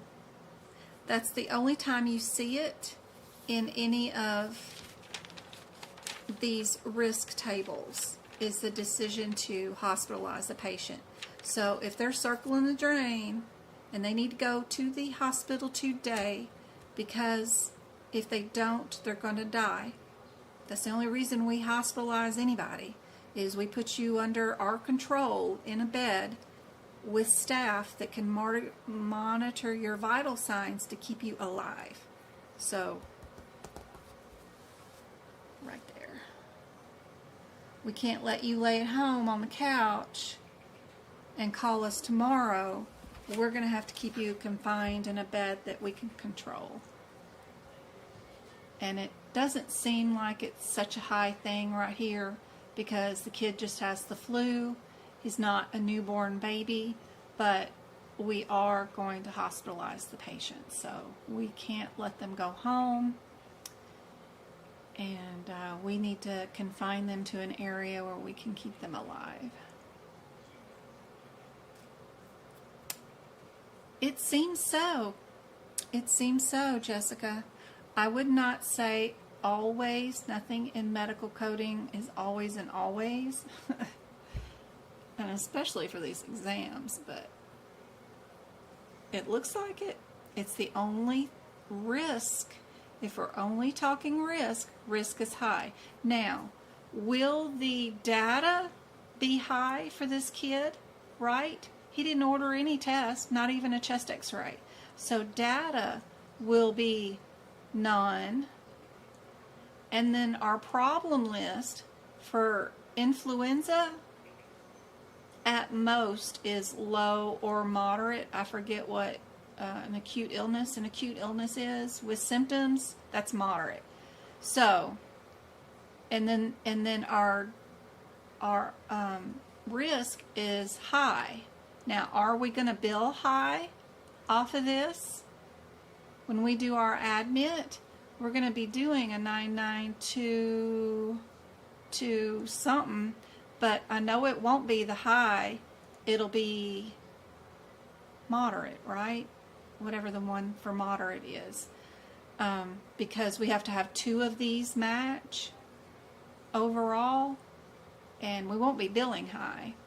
That's not what I'm saying overall MDM will be, but for just the risk is high, the problem list is moderate, and the data is none.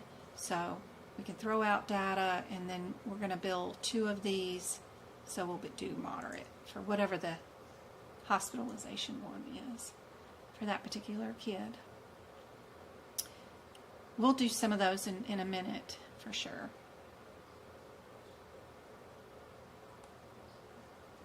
All right.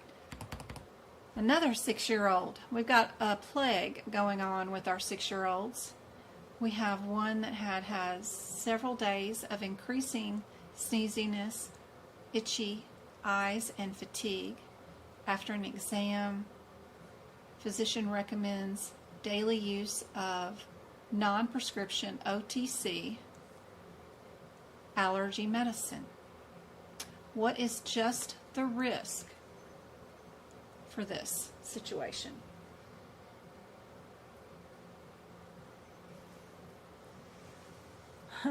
I love E&M. I love E&M. There you go.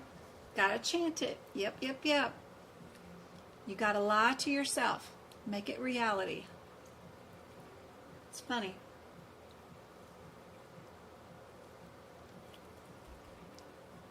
If you have a closed mind and say you can't do something, your brain will make it so that you can't do it.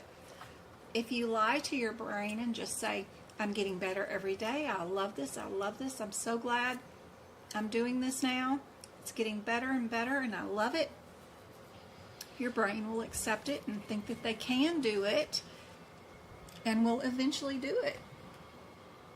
But definitely a closed mindset will definitely do nothing but hinder you, for sure.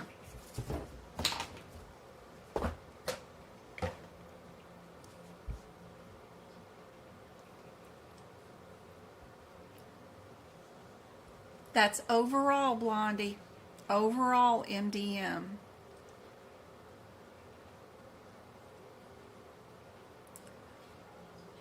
When I tell you OTCs equals low, that's overall. Now, technically, when you have drug management, what are you? What are you under risk? Which one of these has drug management? And even though that's over-the-counter meds, that is still drug management.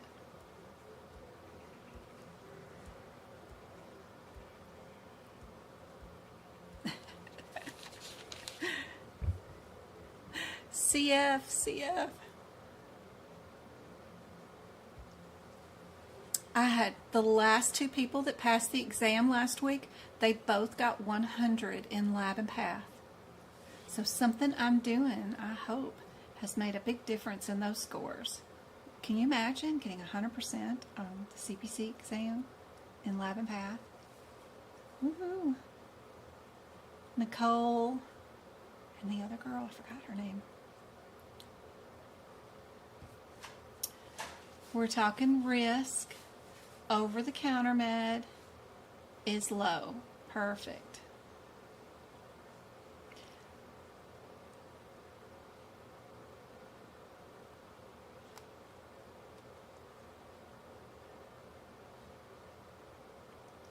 A physician sees a 6-year-old patient, another one who presents with an injury to the left leg.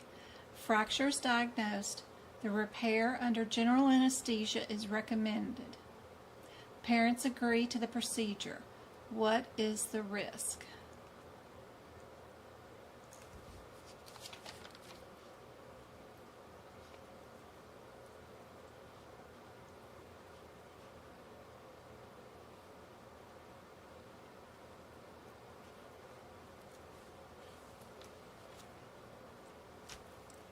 We've got a lot of decisions for surgery under risk. They start out with decision regarding a minor surgery, with identified patient or procedure risk factors, or we have a decision regarding an elective major surgery without identifying patient or procedure risk factors, or we have decision regarding an elective major surgery with identifying patient procedure risk, decision regarding an emergency major surgery, or decision that's for hospitalization. So it's written 4 times down.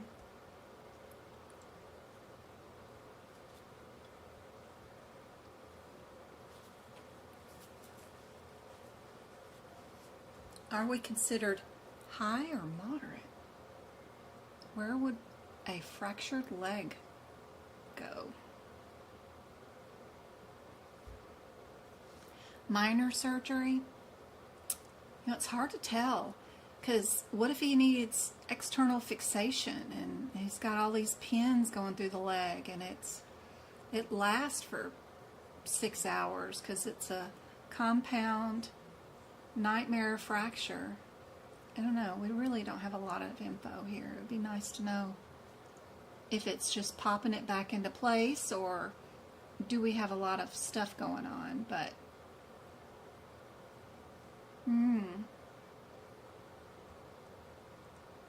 moderate is what they're looking for. 14-year-old. Finally got through all the 6-year-olds. Presents for follow-up on asthma. Patient has asthma, is well controlled, and then we did refill of their prescription medications. What would this one fall under for risk?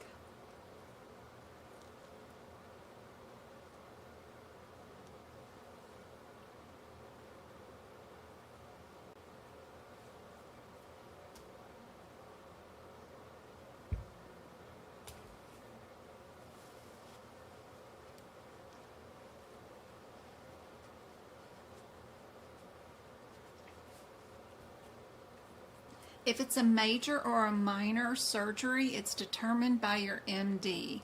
They have to tell you. That's what the guidelines tell you in AMA CPT. And we don't always get that information out of our practice exam questions, unfortunately. So from your MD is the official answer. Medical coders don't determine whether a surgery is major or minor. The physician does.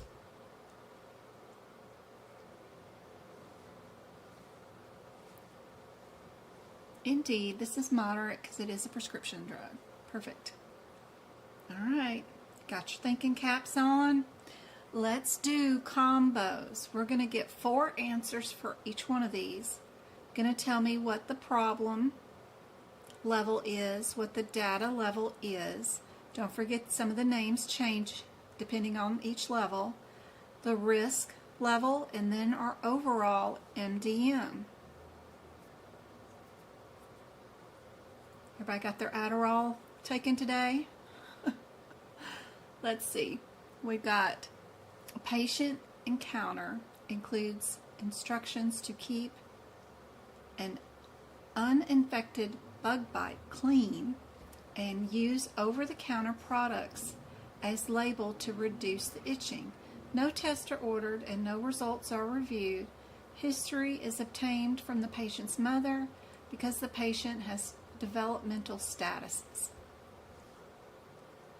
What is our problem list level?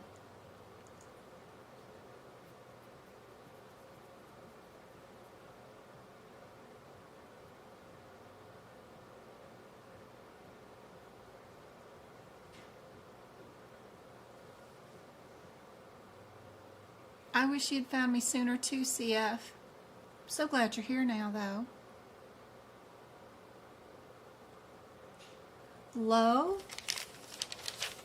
A bug bite is a low problem list.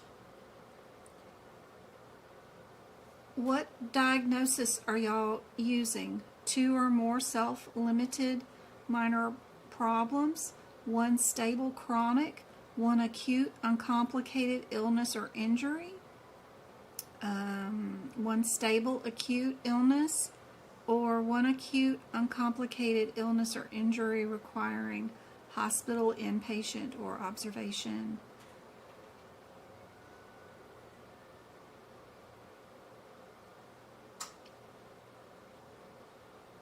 Straightforward and minimal is 1 self-limited or minor problem, where low needs to be 2 self-limited minor problems. That small little distinction makes a difference. Okay, what about our data What's that level?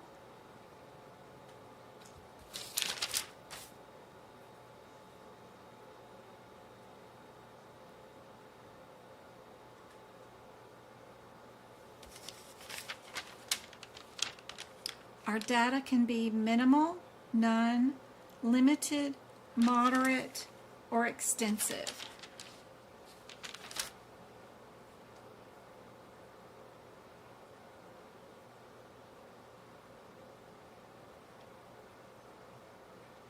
It's still not dark here yet.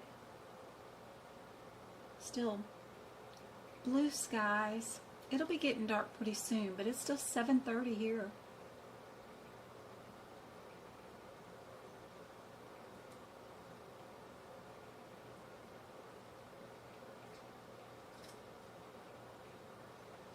We have no tests were ordered and no results were reviewed.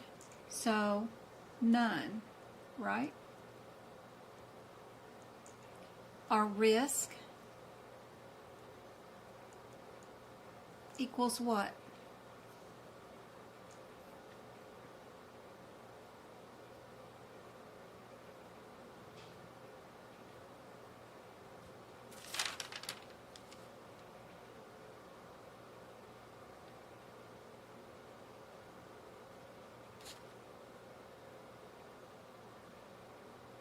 What do we think our risk is?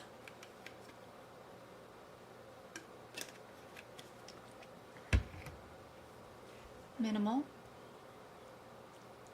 We need 2 of 3 of these to match. We have straightforward, none, or minimal. So what's our overall MDM?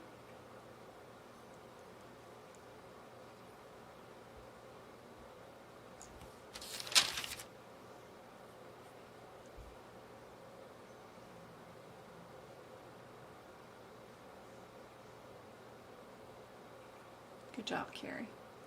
Straightforward. There you go. Problem list is minimal. Our data is limited, none. Risk is minimal. Our overall MDM is straightforward. Easy peasy. I got 2 more and we'll be done for tonight. Hang in there. A patient encounter includes addressing a stable type 1 diabetes with history from parents, order for and review of results of a hemoglobin A1C and a urinalysis, and renew of a prescription of insulin. What is our problem list?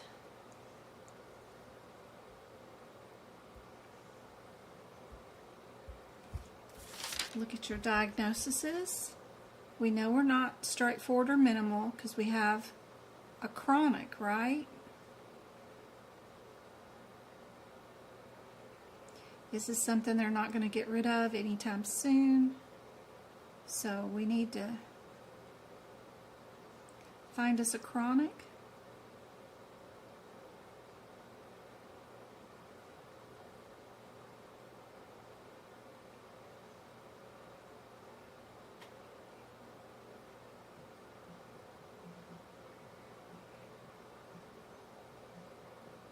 Be sure to use your chart on page 8 or 9. Where is one chronic illness? One chronic illness. That's what this kid has. Other than that, adult, kid. It's got to be a kid because parents. And the chronic condition is stable.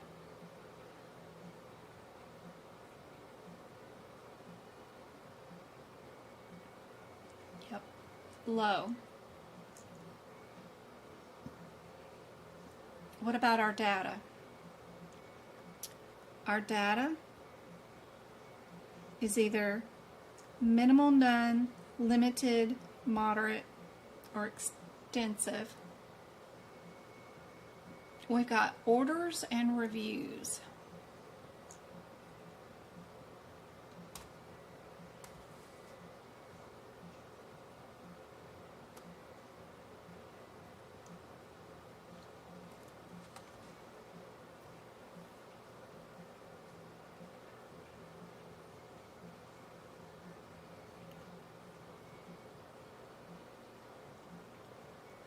Don't forget about your history. We've got blood, we've got urine, we've got history. I see stuff that's way too low.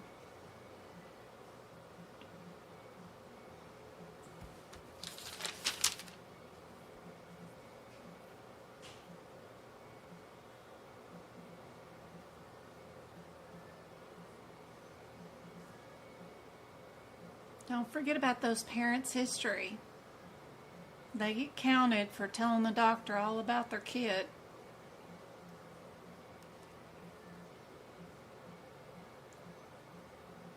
Yep. All right. What about our risk?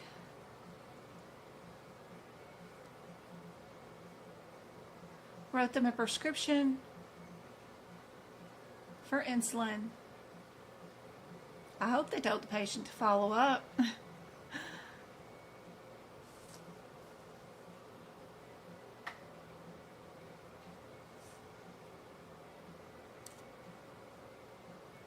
Prescription means moderate. If we need 2 of 3 of these to match, 2 of 3, that means we can throw away our lowest one. Then we've got 2 that are mod. Then we know our overall MDM is moderate, right? Yeah.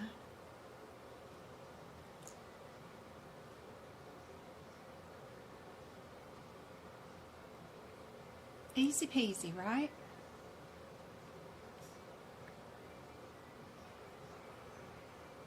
Last one for tonight.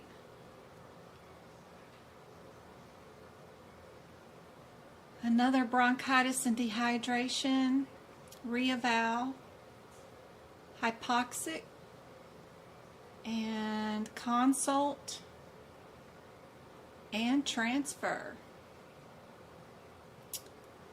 What is our problem list?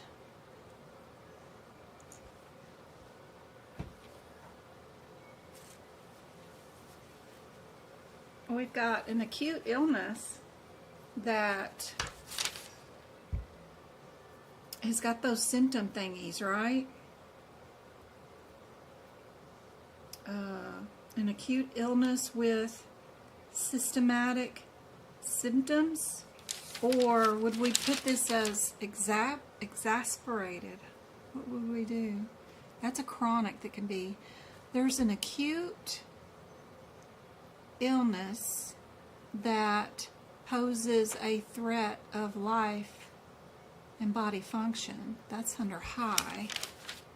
Or we have an acute illness with symptoms.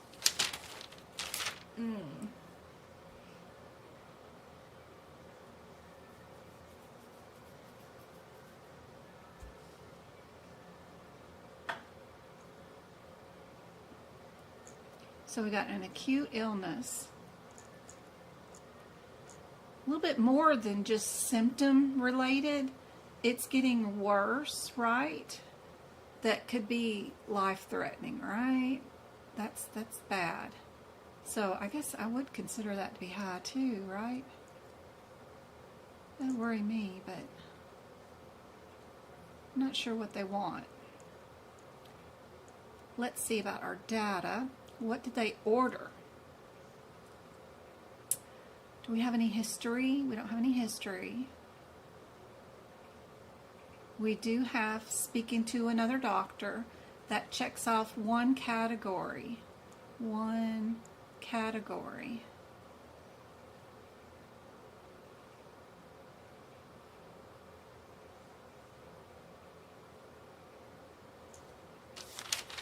And what does it say under? We need at least 1 out of 3 categories done. So even just the discussion of management with that other provider, that does 1 category. And under moderate, it says you only need 1 of the 3 categories.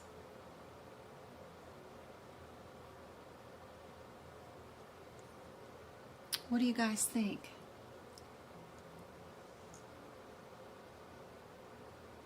CF's going at it again. Thank you so much.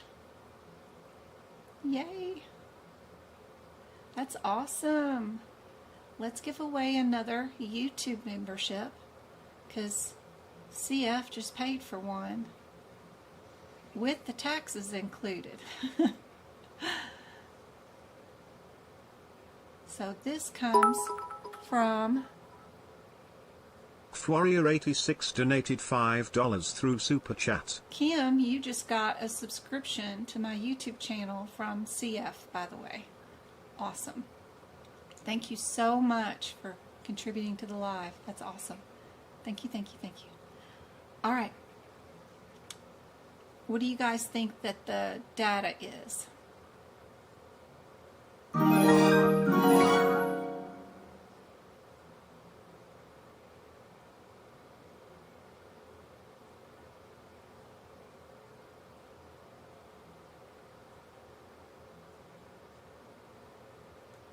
Moderate? Okay. What about the risk?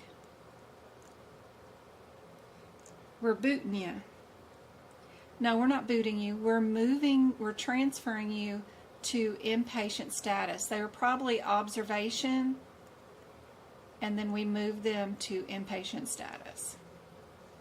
What is that risk level? Where do you find it in the chart? I remember reading something somewhere in one of them that said something about changing a level of something somewhere. Where was that?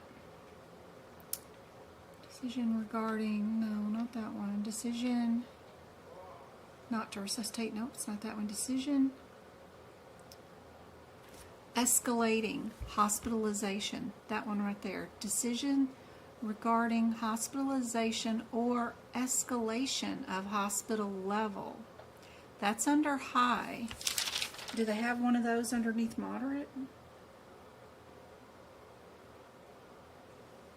They have just the decision for surgeries there. The decision to hospitalize is all under high. Risk must be high, huh? Must be. All right. Risk is high. So if we need 2 to match, we have 2 highs, don't we? We do. And 1 mod. What's our overall MDM?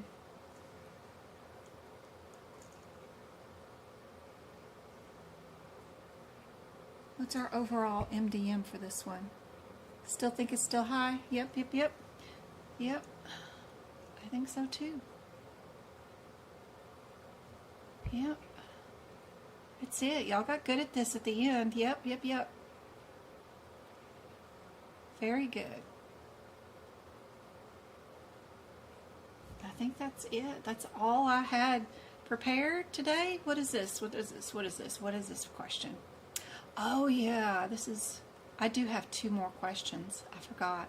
Y'all want to do these really quick?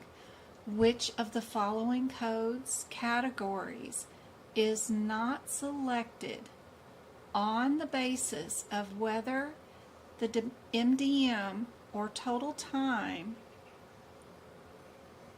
on the date of the encounter? Is it an office visit, inpatient hospital, consultation, or critical care?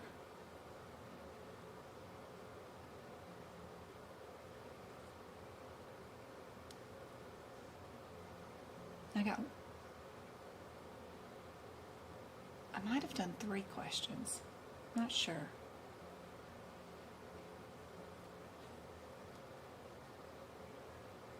Julie says critical care. Critical care is it. Good job. which of the following elements would support moderate level of MDM making? Oh my. Is it low number and complexity of problems, limited data, and a high risk? Or would it be a low number of complexity of problems with a moderate data and moderate risk? Or a moderate problems, moderate data, and moderate risk? Or both B and C? Whew, that one's confusing. You are so welcome. Thank you so much, CF. Indeed, Julie and Carrie, it is D for sure. I can't remember if I put another one down. I did. Okay. Last one.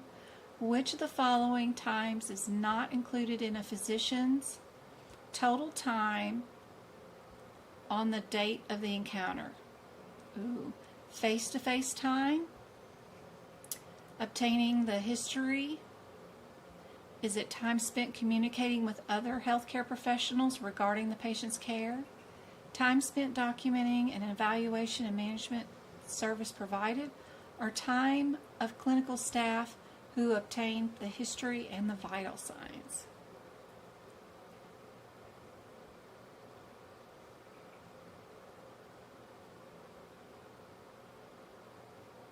You are very welcome. So glad you're a subscriber too. That's awesome. Which one the time is not included? You're looking for an incorrect answer. Do we count face-to-face time? Yep, we count face-to-face time. Do we count time talking to other doctors about our patient? Yes, we count that time. Do we count the time used to document our visit for today? Yep. What we do not count is the time that the staff uses to get your vital signs. We don't count that time. So it is B. They get tricky. Keep it all straight. But I hope these were fun and super helpful for you guys. I hope they make a difference. It's fun going over these, the differences between the risk and the data and the problem list, and then combining it all together. I hope it makes a difference. And I'll definitely be back Monday. We're going to be doing TikTok. Monday and Wednesday are both on TikTok. I'm going to keep trying to do 5:30 Arizona time zone. And then Tuesday and Thursday we'll be here on YouTube. I'm trying to look at my calendar. If I go live tomorrow or Sunday, it'll be on TikTok. It'll just be bonus stuff, but I'll announce it in my Discord group when I go live. The replays will be downloaded and put on YouTube too. And where's the calendar? So next week is, where have I got to take James to? Oh yeah.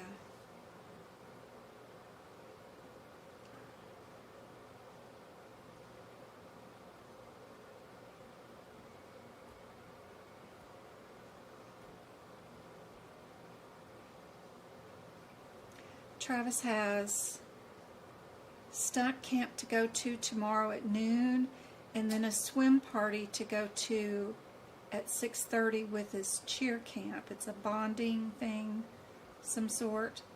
So I doubt I'll be able to go live Saturday, but Mother's Day I probably will be able to. So look for me on TikTok around 5:30 if y'all want to practice some exam questions. I will see you guys then. Happy Mother's Day to everybody. Yes, and today is Mother's Day for Mexico. So if you're a mom in that genre, absolutely happy Mother's Day today too. So I hope everybody has a great weekend. Don't stress. I'm here with you. We're going to get through this. I love and I'm so proud of all of you. You got this. And I hope just hope to make a difference in your guys' lives. And thank you again so much, Go Karts, CF, everybody that participated. I hope this was helpful, and don't forget, I got new practice exam questions under the membership area on my website, which is just a bunch of practice exam questions. We've got E&M, cardiovascular, anesthesia, diagnosis codes, and integumentary practice exam questions all up for you guys. And that is in the membership area. And then there's a membership on YouTube, which is all the extra bonus videos. So anyway, 2 different memberships, but both of them total up to $10, so not too bad. Anyway, I hope they are all super helpful for you guys. And just think, I've only got 10 more days of, 11.